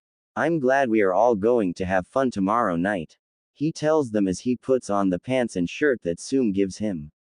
She put fake blood on them and had her Ninken shred them up to look like he had transformed in them to a wild beast that is a slave to the full moon. I'm glad, pup. All you kids do need to have some fun and cut loose, said Sume as she is grinning at the blonde before her. Ino comes walking into the room with the others as her mother follows behind her. She has on a white blouse with puffy sleeves and a crimson skirt and black stockings and black ninja heels. What finished her look off was the crimson hood cloak she is wearing with the basket in her hands. Her mother had pulled her hair into twin braids and Ino was loving the look. She looked like a girl from a small farming village. Wow, Ino, you look great. If your parents have a costume contest, I think we will win, said Naruto as he was now putting on a spiked collar with a chain leading from it. Something that was a little bit of a surprise to the others. Ino smiles and blushes a little, see too that his shirt is unbuttoned and the spiked collar and chain with the black jeans that have blood and cuts all over them made him look hot and kind of like those skater boys she saw in a few of her fashion magazines. Thank you, Naruto, she tells him as she walks past him to Hinata. My baby is growing up, says Usagi with a single tear rolling down her cheek to the other mothers as they all share a knowing looks. Just as they finish everyone's costumes, a knock is heard at the door. Outside of the Yamanaka clan compound is Washu standing next to her as the third Hokage as he has a silver hair Anbu holding a massive scroll standing behind him. Are you sure the boy is here? Asked Sarutobi as he was a little nervous about what's to come. Washu looks down at him from the corner of her jade green eyes. Yes, he is with his friends. Why do you want to do this here and now? Why couldn't we do this in my office without everyone around? Questioned Sarutobi as he didn't know how the mothers would react to this or the fact that he hid this from them for so long. Pay back as a bitch as the boss, you're screwed. Said Washu as she just grins wickedly at the old man next to her. As he was going to speak, the door opens. Oh hello Hokage-sama. Little Washu. Said Usagi as she steps aside to allow them into her home. Forgive me, but I wasn't expecting anyone to come by and my husband isn't home right now. As I and the others are finishing the children's costumes for Halloween. She tells them as she leads them to the others in the living room. As they walk into the living room, they find Ino and Hinata on either side of Naruto as they both chat with the boy as the other boys watch on and chat among themselves. Chi-Chi looks up from her cup of tea as she hears someone is walking into the living room with Usagi. Little Washu-sensei? Questions the larger woman. All the kids stop talking as they look to the newcomers and wonder what is going on, for the Hokage looks a little green and the pink-hair woman has a devilish grin on her face. One that reminds them a lot of Naruto when he is up to something. Hey little Washu, old man. Said Naruto as all eyes go to the blonde-hair boy in the room as he just addressed their village leader so casually. Hello Naruto-kun. Said Sarutobi with a grandfatherly smile. Hello, my Naru-chan. Said Washu as she walks up to the boy and pulls him into a bone-tight hug. Naruto smiled as he returned the bone-crushing hug. Sensei, it is a pleasure to see you and all. But what brings you here today? Asked Chi-Chi as she was now walking over to her sensei. Washu smiles as she looks over at the Hokage as the old man looks to have aged about 100 years in just a few seconds. We came here looking for young Naruto. For it is time for him to learn the truth about everything, and with his friends around. I felt it would better aid him to understand why I never told him about what I'm about to say now. Said Sarutobi as all the women look at the Hokage in wonder as all the kids gather around their blonde-hair friend as Washu had let him go and he was now once again sitting with Ino and Hinata. Okay. But what is it that you need to tell me, Gigi? Asked Naruto as he was a little scared. With a heavy heart and a sigh, the old Hokage sat down before the boy. I am here to tell you about your parents, and once as you understand why, I will tell you when it is just you and I about something else, a burden that was thrust onto you at a very young age. He told the young boy before him. Inu, as he held onto the very large scroll, couldn't help but notice the two crests on it. Those two crests belonged to his late sensei and his beloved wife. He looked to Washu and to his leader. But with his mask on, the Hokage couldn't see the questioning look, as for Washu was able to see though it, and nod her head to his unspoken question as she could see a tear slid under the mask of the young man behind the Hokage. What I am about to say to you, Naruto, is of most importance, and once it is made known, I will have to make sure you are being taken care of better than what I have done for you thus far. Said Sarutobi as all the mothers had a puzzled look as the children don't have a clue what's going on. Well, maybe one does, but it's too troublesome. Troublesome. You're here to finally tell Naruto that his father was the fourth? Asked Shikamaru as the others looked at him with shock. Sarutobi smiles with a slight chuckle. My boy, in time you will surpass your father. But yes, I am here to tell Naruto his father is in fact was Minato Namikaze and his mother was Kushina Uzumaki Namikaze. They both passed on the night he was born. He said with a sad smile. Naruto looked shocked at his Gigi for never telling him until now. But why now? That was the question racing though out his mind. Why, Gigi? Why tell me now? I have been asking you for years who my parents were. He almost yells but calms himself down as Ino pulls him into a hug. She slowly rubs circles on his back to calm him, to make his ache and pain hurt a little less. I didn't want to tell you until I knew you were able to protect yourself. But something has happened, and my hand was forced. Said Sarutobi as he looks at Washu as he is now glaring at the pink-hair woman. What has happened that you must now tell him of his mother? Questioned Usagi as she wanted to know what is going on. I ran a rainbow of blood work on Naru-chan here to test him for everything after he was bitten by a wolf in training ground 44. I wanted to make sure he would be alright. As I was running the test something interesting popped up and it was what made this all happen. Said Washu as all eyes are on her now. What was it? Asked Yoshino as she wanted to know. Young Naruto will be awakening 3 of his family's bloodline limits after the full moon. One of those bloodline limits can be very deadly. Said Sarutobi as he tried to figure out who to explain it. The 3 I found wear chakra chains, would release, and finally poison ivy. Poison ivy hasn't been seen since the first Shinobi World War and with him awakening it. I do hope Kushina brought everything about it with her. If not, I have my work cut out for me. For I will have to go through my library I brought with me from Uzu before it fell. Said Washu as if she was talking about the rain. But isn't the wood release a Senju bloodline? Asked Choji as he was very confused. With a grin Washu answered him. No my dear boy. There were several Uzumakis of the main royal family that could use that bloodline. Naruto here is just lucky to be able to use 3 of them. It has never happened before. Only once did one member was able to use 2 but the second one was still very weak. So in time I am willing to bet Naruto here will surpass his predecessors. But that is if he is trained right. She finished as she was now glaring at Sarutobi. The man felt so small and tiny under her weighted gaze. Tears slowly rolled down Naruto's cheeks. He had heard in history class about the 2 and how they went down fighting the rampaging fox. With Kushina's chains Minato was able to kill the beast. Is there anything else I need to know? Questioned Naruto not knowing if he could take any more. Washu was in front of him. Her eyes had softened a lot as she took his hand. I is named your godmother as for I was your mother's sensei and also from her village. She knew if anything would happen to her that I would take care of you. Something that I should have been allowed to do. But no the elders felt it wouldn't be wise to allow me an outsider near their weapon.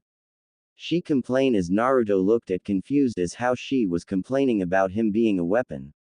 What do you mean, their weapon? Questioned Naruto. That is something that is classified, and we will talk about later. Said Saruboti as he was now glaring at Washu. Who was just smiling. Also you have a godfather. He was Minato's sensei and a pervert to boot. Said Washu as she seemed annoyed. Please don't allow that man around Naruto. Said Chi-Chi. He is a good boy and we do not need Jiraiya making him into a mini-him. Naruto looks at all the moms. But I want to know all the family I have left. He said with tears. Those baby blues made all the moms' hearts melt right before him.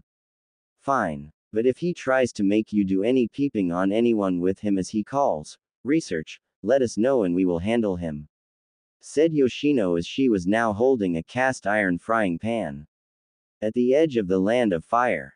Jiraiya is sitting in a tea house writing his book when he had a bad feeling run through his body. Feels like someone walked across my grave. He thought to himself as he finished his book to send it off to his publisher. Back in Konoha, I have sent word for Jiraiya to return to the village. Said Sarutobi as he looked at the ladies in the room. He held up his hand before they could say anything to him. Naruto needs to begin his training in Fuinjutsu. For that was part of his clan's blood and he will surpass Jiraiya by the time he is a genin. He told them as the women nodded their heads to this. They remembered how Kushina was so skilled at it and how she showed Minato and even Jiraiya a thing or two about the art of sealing. Cool. Said Naruto as he is smiling. Naruto, we will be moving you into your mother's family home. It is over by the old Senju estate. Said Washu as she is now grinning. I might have to send word to our other student Tsunade. She thought out loud as she looks at Sarutobi as the women look at Washu. Anyo. Washu-sama. How is Lady Tsunade your student? Asked Hinata as she was wondering for the woman before her was very young. Washu grins at the young Hyuga heiress. My dear. I am over 3,000 years old. But I look good for my age. She tells the kids. As everyone falls over freaking out. How in the hell are you so old? Yelled Naruto as he was shocked at the woman next to him. Washu just grinned. That is my little secret. She tells him with a wink. As everyone settled down and the mothers with the help of Washu they finished all the kids' outfits and went home for dinner. Naruto, tonight you will be staying with me, said Washu as she had taken the scroll form Inu a couple of hours ago as he needed to have a long talk with his leader about being lied to about his sensei's son not being dead like he was originally told that horrible night. Yeah sure Washu ba-chan, said Naruto as now Washu was crying big fat tears as they streamed down her cheeks.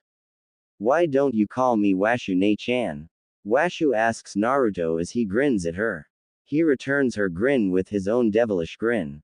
You said you're older than Gigi, that makes you ba-chan. He tells her as she pouts at him. I'm not going to win, here am I. Washu asked him. Nope, was all Naruto saying as he runs out of the house. He is ready to return home with his godmother. His new ba-chan. Halloween morning Ninja Academy. Naruto walks up to the smell of food being cooked coming from the kitchen. He slowly sits up in bed and looks around the white room he is in. The bed is very soft and there is a desk in the corner with his clothing folded on top of it, and next to it was his costume that he is going to wear that day. Slowly he gets up and looks up at the clock to see it is only 7:30 a.m. I've got 2 hours before I need to be in class, he says to himself as there is a knock on the door. Naruto, came the soft voice of the girl that lives with Washu. Breakfast is ready, she tells him though the door. Okay thank you Sasami-chan, calls out Naruto as he jumps out of bed and goes to the bathroom that is connected to his bedroom to get a nice hot shower before he goes down for breakfast. After about 20 minutes Naruto walks down the stairs to find Sasami and Washu having breakfast. Morning ba-chan. Morning Sasami-chan, said Naruto. The now named Sasami giggles as she watches Washu fall forward and almost hit her head on the table. Morning Naruto-kun, said Sasami as she smiles at him. Morning Naru-chan, says Washu as she goes back to eating her meal. Naruto sits down as Sasami has already set him a place at the table and he begins eating his breakfast. Inside his mindscape, these two women are more powerful than my father. If they were around they might have stopped his accursed mother, said Kurama as he watches the girl with pink eyes and teal hair going down her back in 2 ponytails. Yes, but the one called Washu can be dangerous to us. Well Morai, as she already knows about you. For she might know how to stop me. For I know she will not kill the boy. The Werefox says out loud in worry. Kurama moves his crimson eyes to the sad little creature before him. I wouldn't worry. With all I have done with you, she will not be able to take you out of him. For you are now part of his DNA. He tells it as he goes back to watching the others though the boy's eyes. Tonight we will see how this boy will handle his true darkness, said the Werefox. Kurama looks at the black hair Naruto who's now just laying behind him sleeping. His bindings had finally come off of him just a few minutes ago. Yeah, tonight. Who will win? The light or the darkness? He asks himself as he lays back down. Naruto and the others. After school we will go quickly to the old Uzumaki estate and unlock it and set you up there, said Sarutobi as he had dropped by as everyone was having breakfast. Unless you wish to stay with Lady Washu, he said as an afterthought. Naruto looked at the old man he called his Gigi and to the pink hair woman that he now calls his ba-chan. I would like to stay at my clan estate for now, to get used to it. Maybe later on Washu ba-chan and Sasami-chan can move in with me, if they want to, he said as he looked down shyly. After you unlock the place, I'll get to cleaning it and do some shopping for you Naru-chan. So don't worry about it and have fun with your friends, said Sasami as she smiled softly and pulled out some paper and pencil to make him a shopping list. She already knew what he liked and what he was able to cook, for she had given him cooking lessons off and on for the past few years since she met him when he was 4 years old. She saw him as the little brother she always wanted. It also made her miss Ryo-Oki and the others even more. But Naruto did help with that empty feeling of missing them. Thank you Sasami-chan. Thank you both so much for all the help you have given me, said Naruto as he was grinning now. Sarutobi handed over a checkbook over to Sasami. Here, this will cover all your shopping. For I believe he will need many things and I know you will know what he needs. I will have Anbu pack up his place and meet everyone at the old estate after he is finished at the academy, he said as he also pulled out several storage scrolls and handed them over to the girl for she knew she could get her shopping done early and not worry about anything else and just get to work. That is all fine and dandy, but I would be part of Naruto's training, for I would love to study his bloodlines and see if we are able to get it that it will pass down to every generation and not skip like it normally does in the Uzumaki family, said Washu as she was drooling at the idea of studying the young boy. I am no one's test subject. I am a human and you can help me train, said Naruto as he was now glaring at Washu for even thinking about treating him as a test subject. Washu did blush a little. I'm sorry Naru-chan. It is the scientist in me that I want to get to the bottom of life's greatest mysteries. I even know the secret to the one that his old student wants, and I'll never tell, she said with a mischievous twinkle in her eye as she looks over at Sarutobi as the old man went wide-eyed, for he knew what the thing his old student wanted the most, and this crazy pink-hair woman before him knew it and she would never tell. He prayed to Kami his student never found out about it, for it would be war or hell to pay. Either or he didn't want to deal with it. Naruto looked up at the clock and saw it was already 9 a.m. Geez, I need to get going. I'm going to be late, he cried as he jumped up and Sasami handed him his lunch. Thank you, he said as he ran out the door as he henged into a werewolf and ran down the street to the ninja academy. Inu followed behind him today along with Neko, for they were to make sure no one attacked him in his Halloween costume, for it was very realistic looking and some stupid villager might think the Kyuubi took the boy over and is turning him into a beast. Naruto saw his friends waiting for him by the old tree near their classroom window as he runs up to them. Sorry guys, he said as he grins at everyone. Ino looks him over and grins. You're missing your collar, she tells him as she pulls it out of her basket and helps him put it on with the chain leading down it. She grins as she keeps hold of it. All the other students watch the two blondes in shock, for Ino had dumped Sasuke Uchiha for the class clown and they wouldn't wrap their minds around it. Sasuke walks up to them as he is dressed as a Ronin samurai with the grass hat covering his face. That is a fitting look for you, loser. You make a good pet for someone, he told Naruto as he is smirking. Naruto smirks looking at him. Hey, at least the ladies will always be pleased with me as their pet. As the others laugh, Naruto never knew when to just not to open his mouth, but he didn't care.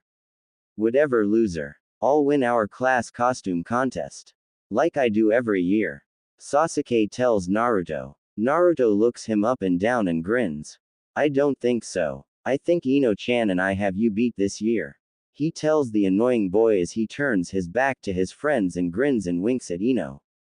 Ino blushes as Hinata walks up to the group. Sasuke storms off, not liking being ignored by anyone.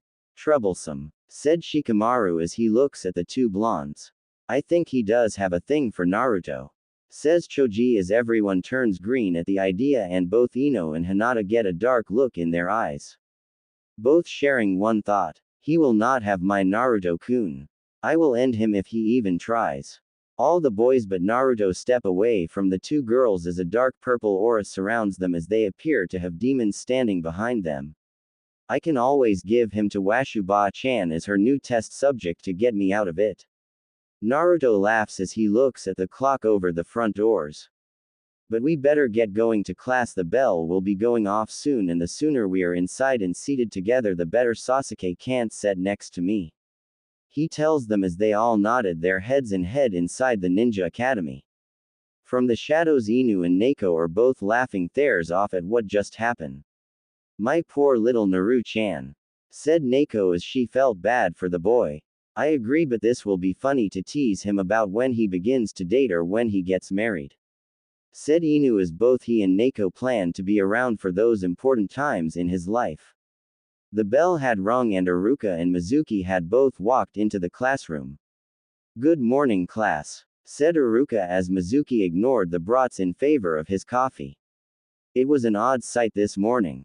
All the fangirls who would be normally fighting over Sasuke all sat quietly looking up at Ino as she sat next to Naruto holding his chain and grinning at them.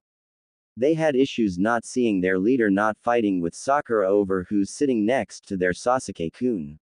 As Sakura was next to the raven hair boy dressed as a princess. As all the other fangirls had the same idea as they hoped Sasuke would dress as a prince this year. Aruka followed the girl's line of sight and saw Ino and who he believed to be Naruto sitting next to each other in a matching Halloween couple's outfit as their friends sat all around them in their own costumes. Mizuki also looked up to where Aruka was looking and went all wide-eyed. Did the demon finally take over the boy? He asked himself as he was having issues with how the boy is dressed. Naruto, who made your costume? Asked Aruka. Naruto grinned at his teacher. Well, the outfit is from Chichi Akamichi's store. But Tsume's partner shredded up the clothing and everything else as a henge. He told his teacher. Like a loser like you can hold a henge all day, said Sasuke acting all high and mighty. Naruto looks over at the last Uchiha. I have a large chakra reserves. I am able to hold this for 2 days if need be, and I am able to push this longer if I have to. He tells everyone. Aruka and Mizuki look a little shocked. What do you mean you have a larger chakra reserves? Questioned Aruka. My Dr. Washu explained to me. As I am the last of what we know of the royal Uzumaki bloodline. The Uzumakis had larger than normal reserves that an academy student would have chakra matching that of a low chunin. But she told me that with all the training I do and all the running I do from Anbu, I am already at low jonin and doing simple low chakra jutsus will be harder for me. So when it comes to learning the clone jutsu I will have to learn a different one. For that one I will never be able to do until my chakra control is at the same level as a sergeant. Which I don't think will happen for a very long time, said Naruto as everyone looks shocked at him. Thank you for telling me that, Naruto, for we are going to begin studying the clone tomorrow. I will have to speak to Lord Hokage for a clone that you will be able to do, said Aruka. How can a loser have that much power? He shouldn't have that much power. I need that power, raged Sasuke in his head. Cool, said Naruto as he turned to his friends as they went back to what they had been talking about. Just then there was a knock at the door. Aruka was a little confused as what was going on. Today was going to be just a fun day for the kids. Letting them play, eat and just have a good time all around. He goes over to the door to find all the mothers and even Washu and Sasami standing there with food and other things in their hands as their husbands looked annoyed as they had the heavy dishes in their hands. Hello Aruka-kun. We are here to drop off all the food early for the kids' party. For we have a lot to do ourselves, said Washu as she smiled at the man before her. Hello Washu-sama, said Aruka as he stepped aside as he motioned for Mizuki to move aside as well, for all the women were coming in and their desk and all the free tables are being taken over. They all came in and set up for the children as Washu and Sasami unsealed all the Halloween decorations they worked on late last night for the kids' party and set them up, and Washu even set up a projector with it projecting ghosts and monsters that looked so real that the kids freaked out when one came so close to them. The fangirls shrieked and jumped on Sasuke as he tried to get away from them. But it was too late. It was a Sasuke-kun dogpile. We will have someone pick everyone up for us, said Sasami as she smiles at both teachers. Naruto ran down the stairs to his family and smiled up at the two. Thank you Ba-chan and Nei-chan, he told the two as he hugged them. Washu took her adult form and hugged Naruto, pulling him into her large chest, barring his face into them. All the boys looked shocked, even the fathers looked shocked as Aruka blushed and Mizuki had a perverted smirk on his face. If she is so easy with him, I could be warming her bed soon, Mizuki thought to himself as he watched on. Washu, that is enough. You're embarrassing him in front of his friends. Sasami scolds her goddess sister and friend. Washu lets go of the boy as he falls to the boy as he falls to the boy with a loud thud as he was almost out of breath. Sorry. He is just so cute at times. She tells Sasami as she is smiling a little sheepishly.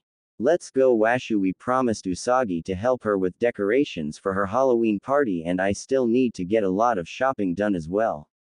Sasami tells her as she is a little tired. The teenage girl just smiles at everyone as all the fangirls and other girls just blush as they see how beautiful she is as the boys all want to follow her around all day and help her. Usagi looks over at Iruka and smiles softly. Our husbands will return when the children get out of class to pick up everything for us. She tells the young teach. Iruka bow to her. Thank you everyone for all the food that you have brought for the children's party. He tells all the mothers grateful for all their help. We are happy to help also, it gives us something to do. Said Yoshino as she smiles over at her son and his friends. Also we make sure none of the food has been poison. Add Chi-Chi mentally as she looked over at the children and at Naruto mostly with a sad smile. Iruka caught the knowing look and nodded his head. For the first year they had their Halloween party, 3 children got sick for they took the plate a civilian mother fixed for Naruto. For she poisoned it and she had to tell them what she used to save the children and she went to prison for what she did. But the sad thing was she didn't care that her son almost died along with his 2 buddies. So some believed she used Naruto as bait as she might have been planning to kill her family to be free of her hole of a husband and her son that was slowly becoming like him. All the kids smiled at the mothers and split off into their groups. The fangirls had made cookies and treats for Sasuke. But they didn't know the boy really didn't care for sweets. If they knew anything about him, they would have known he loved tomatoes. Alright kids, have fun, we will have this free day today. But tomorrow we are going to be working doubly as hard to make up for today. Said Iruka as all the kids groaned at their teacher. Mizuki grabbed a couple of cookies that Sasami made and sat back down with his coffee and pulled out his magazine he was reading earlier for before class and went back to it. He didn't care as long as no one bothered him, he didn't give a damn. Naruto fixed himself a plate of nachos as he went back to his seat as Ino returned with her own plate and a drink. Naruto pouted as he forgot his drink. Oh man, I forgot to get something to drink. He whined as he was standing up as Hinata returned with her plate and 2 drinks. Here you go Naruto-kun. I got you a drink. Said Hinata a little nervous as she smiled at him. Thank you, Hinata-chan. Said Naruto as he took the soda from Hinata. Washu had made a killing when she introduced soda to this world for. They had nothing like that here and the kids and teens really liked it. As the day went on, they played games, ate treats and just pigged out. Ino was even eating more than normal. She figured if she was going to go after Naruto, he wouldn't want her to diet for he had told her before it was bad for her and that she should eat and just be happy with who she is. With working out she would burn it all off anyways. It was already the end of the day and at the front gates waiting for Naruto was Washu, Sasami, and the 3rd Hokage along with the others' parents waiting for their children. Heiba-chan, Nei-chan, and Jiji-chan. Said Naruto as he ran up the 3 of them. They smile down at the boy before them. The shinobi parents just smile at the boy as the civilian parents glare at the boy. 2 women whisper to each other. I don't know how a woman in her stand is around a demon like that. Said woman 1. It must have her brainwashed or something to have her around him. Said woman 2 as Washu's 2 little dolls appear on the women's shoulders. You know that, is it not right to call a child those names? Asked doll 1. We can tell the Fire Lord on you. Said doll 2. Like the Fire Lord would care about a demon like that. Growled out woman 1. Well, I done care about him. Said Washu as he appeared before the 2 women as she was glaring at them. Her jade eyes frozen over as she looked deep into them. Just snapping her fingers, Anbu appear around the 2 women. You will meet Ibiki and Anko. Have a nice Halloween. She tells them as her 2 dolls jump onto Naruto as he was looking sad. Ba-chan. You know you could have just left them alone.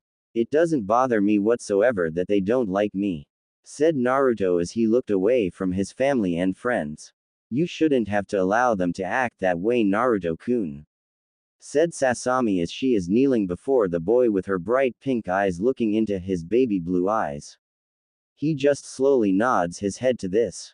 How about we go look at your new house and then you can have fun with your friends, said Usagi as she was smiling at Naruto as Hanabi was standing at the woman's side smiling at the blonde hair boy. She liked how the boy was still so kind even though people are so mean to him. He reminded her of her big sister. Naruto nodded his head as they all followed the third Hokage to the Uzumaki estate. Naruto walked up next to his Gigi. Hey Gigi, I have a question, he said as the old man looked down at him. Yes Naruto-kun, asked Sarutobi. Didn't my father have his own estate? For didn't the Namikaze a clan as well? Asked Naruto as he was looking a little confused and puzzled by this. For he was only told about his mother's. Well, your father clan's compound is outside the village walls. It is hidden, it is where you were born, said Sarutobi as he smiled down at Naruto. Naruto looked shocked at this. I wasn't born inside the village walls, he asked. No you were not, but I will have to explain that to you later. We will go to your father's compound once we are done going though your mother's. For I know Minato didn't take everything to your mother's for you. So I know we will have to move things over. Unless you would wish to live there once you are old, said Sarutobi as he was studying the blonde's face as he was looking lost in thought about this. Well, I think I might like to go out there to do a lot of my personal training. For I believe I will have people trying to get in my way while I train within the village training grounds, said Naruto as he pulled himself out of his own thoughts. Troublesome. Naruto, you do know that all compound do have private training grounds that no one will be able to get at you in them, said Shikamaru with a sigh. That is true. Your parents had blood seals on the gates of the Uzumaki compound that only the ones that have their blood key to it would be able to enter the place, said Shikaku as he looked at the little blonde before him. Cool, I really have to learn more about Fuinjutsu, said Naruto as he was now bouncing around everyone. Washu smiled over at Sasami sheepishly. I could have allowed you into the compound earlier for I am keyed to the place, she told her young friend and goddess sister. That is all right Washu, it has been 10 years since you have been there. So I'm not upset with you and I have everything sealed away so nothing will go bad, said Sasami as she smiled at the pinkett next to her. They had finally arrived at the large black iron gates surrounded by stone walls with vines all over. Naruto saw the swirl that is on all the flank vests that the Chunin and Jonin wear on the iron gates. That is your clan symbol and the symbol of your fallen village, said Sarutobi as he had a sad smile as he remembered all the friends he had lost in the 2SWW. Oh wow, what did my dad's clan's symbol look like? Questioned Naruto as he was thinking maybe of mixing both clan symbols. Both Washu and Sarutobi had to stop and think for a moment as they couldn't place it for a moment. You know, I can't really remember, said Sarutobi as he looked over at Washu for she might know. Washu looked over at the others. I think it had something to do with the lighting or flames. I don't really remember myself, she told them. Oddly, the others in the group that serviced alongside Minato couldn't remember either. I guess I'll go over to Dad's tomorrow after class to find out, said Naruto as he looked at Sarutobi and Washu. We could do that for it will help yous find out if there is anything out there that could help you in your training, said Washu as she patted Naruto's head as he ran away from her. Little brat, she grumbles to herself as she is pouting at the young future Werefox before her. Naruto just laughed as he ran away as he had already opened the large iron gates as he pushed his chakra and blood into them for he understood the seal as he looked at it and was now making his way to his new home. Did Naruto read that seal without someone telling him what to do? Asked Choji as a chip fell from his lips. Yeah he did, said Ino as she was shocked as she looked up at all the parents for answers. It is in his blood, said Shikaku. Both his parents were masters in that art as well as his godfather, he told them as they all nodded their heads. Naruto was standing at the front doors waiting for everyone for he needed keys to get in for he had already broken the blood seal and was annoyed as they had been moving too slow. Come on. Move it, I want to get in and look around before we start trick-or-treating. He whined as he pulled on his hair dancing around everyone. Patience, young one. That is something you must learn to be a strong shinobi and someday be Hokage as that is still your dream. Said Sarutobi as he looked down at Naruto who had a large smile on his face as he was looking up at the old man standing next to him. You know I'll be the greatest Hokage ever and I'll surpass you and my father and those that came before you too. Said Naruto as he pumped his fist into the air. The clan heads and their wives couldn't help but laugh as their children couldn't help but believe in the boy's dream and as future heads of their clans, they would do all in their power to make sure it would come to pass. Even if Kiba had to hound his sister when she took over. The old mansion was unlocked as Naruto rushed into the sitting room and saw the place was still pretty clean and there on the fireplace was a large portrait of his heavily pregnant mother and his father standing next to each other with large smiles on their faces. Wow, it is true Kushina truly did hate dusting. Said Yoshino as she looked around. I need these anti-dust seals as soon as Naruto begins to learn how to make them. She said as she looked at the blonde boy standing in the sitting room just looking up at his happy parents before him. Tears had slowly began rolling down his cheeks by this time as all the mothers and girls had seen this. Ino was the first to pull him into a hug as Hinata was pushed by her younger sister to join the other blonde in hugging the boy as her little sister was behind her. Man, he is a clone of his father besides a few differences. Said Kiba as he was looking at Naruto and back to Minato and Kushina. He has his mother's eye shape and nose and the rest is all his father. The feral boy had notice. Sasami walked up behind Naruto and the girls. Why don't you go with the others and I'll make sure this place is ready for you when you return. Washu and I will walk you home tonight and get you settled in. She told the boy as he nodded his head. Okay. Come on guys, we can explore this place on the weekend. Said Naruto as it was time for them all to be having fun. He wiped his face on his jacket sleeve and looked at the others smiling. Thank you. He whispered to the girls as they smiled at him. All the kids ran off as Sasami looked at everyone with a polite smile. I am glad you are all here for him. But I know you still have things to do before your party tonight, Usagi. I will handle things here. So, please do not worry about a thing and I will be by at 7 to help with anything else you may need. She told Usagi and the others. You are an angel, Sasami. We wouldn't know what to do without you. Said Usagi as she smiled at the teenage girl. But you are right. We still have a lot to do and husbands to get dressed before the party tonight and in Sum's case she has to hunt down that boyfriend of hers. She said with a giggle as the feral woman was now blushing. This was the night everyone was going to meet this mystery man that she has been dating for a while. Some believe it might have been an old boyfriend that she truly loved but broke up with for she had to marry that bastard her clan had choose for her. A worthless beta that pranced around as an alpha. Washu ushered everyone out of the mansion as Sasami had gotten to work with some of Washu little helpers that she didn't want anyone to see. It was pretty easy. All she had to do was wash all the bedding and set up the room that was set up as Naruto's nursery. She didn't have the heart to touch it. It was something that Naruto needed to do. For it was meant for him when he was born. So she moved his name plate over to the guest room across from the nursery and put a new bed and bedding for him. Had her little helps take the refrigerator out of the house and replace it with a new one. For she opened it, and something was living in there and she was too scared to touch it. So that was sent to Washu to play with. It only took her 4 hours to get done and it was already 6 p.m. so she made her way home and got changed. She put on her Jirai princess dress on with her royal crown. Before the mirror stood Sasami or Tsunami, the woman she will become when she turns 2200 years old. For now, she was only 1700 years old and still was able to just be herself. But Washu had told her that her and Tsunami would become one and she wouldn't lose herself. All she would do was gain Tsunami's goddess's powers and join herself as one of the 3 goddesses. But still she held a little fear. But one couldn't blame the young girl, for her upside-down triangles had begun to turn to circles on her 1700th birthday, and the fear slowly began to set in more than ever.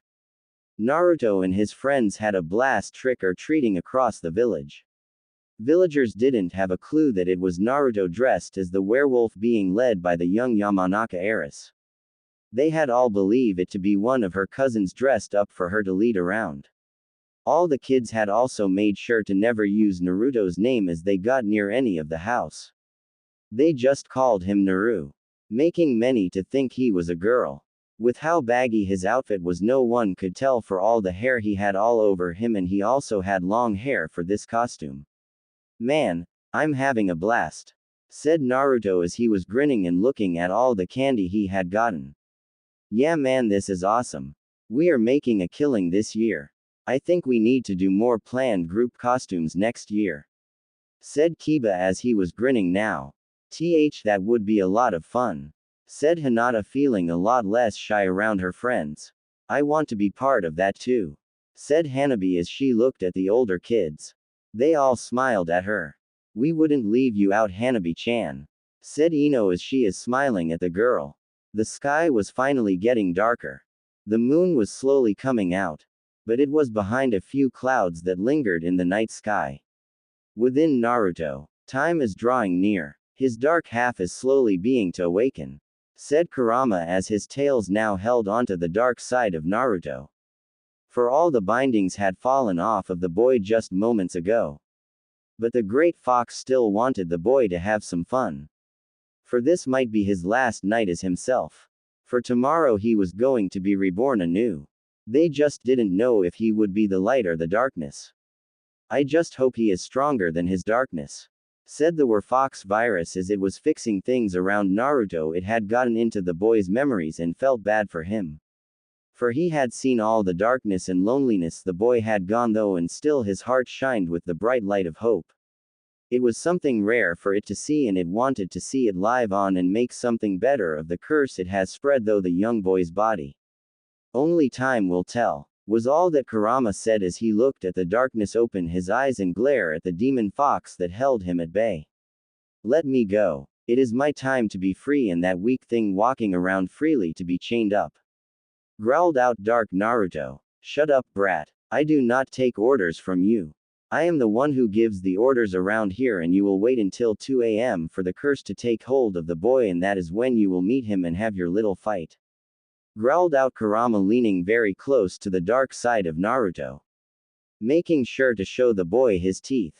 All he needed to do was just open his mouth and take one little bite, and it would be over. He would just take the darkness within him and it would be gone from the boy forever. Dark Naruto just stayed quiet, for it knew that this fox wasn't playing around, and his fate was within those tails that held him now at bay. Yamanaka compound. It was 10 minutes to 9 p.m. and all the kids began making their way back to the Yamanaka compound. As they walked past the last bar leading to the clan district, they saw a group of men made up of civilians and shinobi alike coming out of the bar drunk and holding sake bottles and beer bottles. "Let's find that demon brat and have some fun," said one of the civilian men to the others. The others just yell in agreement. "Children, keep moving and I'll get Hanabi home after I make sure you are at Yamanaka-sama estate," said Ko as he blocked Naruto from the sight of the men and ushered the children quickly to Ino's home. Once they got there, Ino's father stood outside waiting for them. Ko walked up to the clan head and spoke with him. "Yamanaka-sama, I have gotten the children here safely. But please have Naruto return with several trusted people, for there are people already out hunting for him," he told the clan head. "Thank you for telling me. I'll go with Lady Washu and Sasami to make sure the boy makes it home safely," said Inoichi as he smiled at Ko for the heads up. Ko bowed and picked up a sleepy Hanabi and took off back to the Hyuga compound that wasn't too far from where they all stood now. "Well children, did you have fun?" questioned Inoichi as he smiled at his daughter and the other children. "Yeah, we had blast dad. Naruto and I made a killing in candy for everyone, love our costumes," Ino told her father as Naruto grinned at the blonde hair man. "Yeah, it was fun. but I need to give my candy to Washu-ba-chan to check over for me. Said Naruto as Inoichi nodded his head to this.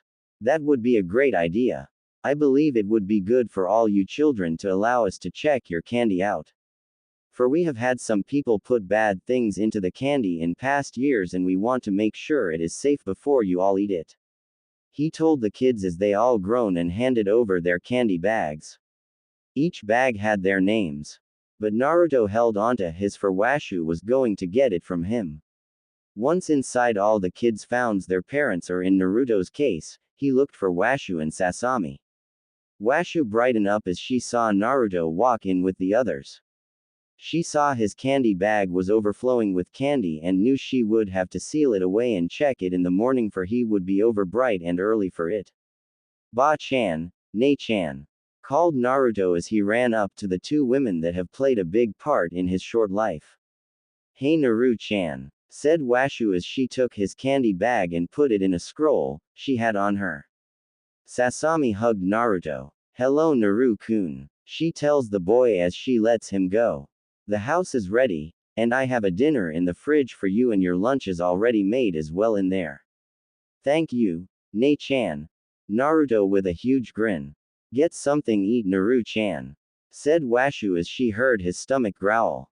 He looked at them sheepishly and nodded his head as she ran off to get some food. Washu watched him run off as her eyes moved over to the fathers walking over to her and Sasami. Lady Washu, said Inoichi. Inoichi-kun, said Washu as she smiled at the man and took another drink from her red wine as she was dressed as a sedative witch. I was just informed that it would be best to escort you and Sasami when you return young Naruto home, said Inoichi as he looked worried. With a sigh, Sasami looked over at Naruto as he was having an eating contest with Choji and Kiba. It never fails. Those fools have too much to drink and they wanted to blame their life problems on the poor boy for a burden that he had no say in. She voices out loud as she turns back to look at the men before her and Washu. That will be fine, said Washu. It will be good to have you strong men with us to scare those fools away. She finishes as she spots Sum walk into the ballroom with a tall and stocky man on her arms as he was dressed all in black with a mask on his face. Ibiki. I should have known, she whispers to herself as she grins as the men. Well gentlemen, I must make my way to your wives for we have much to talk about. She tells them as Shikaku looks to where she was looking and saw who walked in. Troublesome, was all he said as he pointed with his chin for the other men to see what he was looking at. Do you see what I see? Questioned Washu to the other ladies as they seen Sum just walk in. Yes. Who do you think he is? Asked Chi-Chi as she was on edge to learn who this masked man was. I'm not sure, said Yoshino as she was trying to study him for across the room. Usagi narrowed her eyes as she was trying to think of all the men that she had ever seen Sum with, and only one came to mind as her eyes widen. It can't be, she says to herself as the others look at her as Washu is grinning like a mad woman. Oh yes, it is. She has gotten back with her old boyfriend, said Washu as she couldn't help but grin like a mad woman. Yoshino, Chi-Chi look at the two women confused as they try to figure it out. Who was the last man she was dating before she was forced to marry that jackass of a so-called alpha? Asked Usagi as she saw it click in the other two women's mind. Ibiki. The one that she truly loved, said Yoshino as Chi-Chi nodded her head to this. Sum sees her friends and takes her date's hand. Come on, I want you to meet them, she tells him with a grin. If you say so, the masked man says with his gruffy voice. As Sum makes it over to her friends, all the men move quickly over to the women to make sure if that was really who they thought they heard Washu say it was. Hey, nice party, said Sum as she is grinning at Usagi. Thanks. But who's your date, Sum-chan? Asks Usagi as she is looking at her friend with amusement in her eyes. Oh, quiet playing with her. I know you all have figured it out, said the masked man as he took off his mask. All the men looked on with shock, for they wouldn't have figured Ibiki would have taken her back after what happened between them. I must say I didn't expect this, said Hisashi as he looks at Ibiki as he was shocked himself at this. Well, like they say, one does what the heart wants, and I wanted this wild woman back and I got her back. Said Ibiki, shocking everyone even more. Well, I better be hearing wedding bells between you two this time. Said Washu as she is now grinning like a mad woman. On whose orders? Asked Ibiki as he was glaring at the Pinkett. Well, your fire lords. No, not that puppet I have running things for me. Says Washu as if she is talking about the weather. Washu, allow them to date and see if it leads to that. Scolded Sasami as she was standing behind Washu the whole time. Washu pouts. You're not fun, Sasami-chan. Whines Washu as she is now pouting.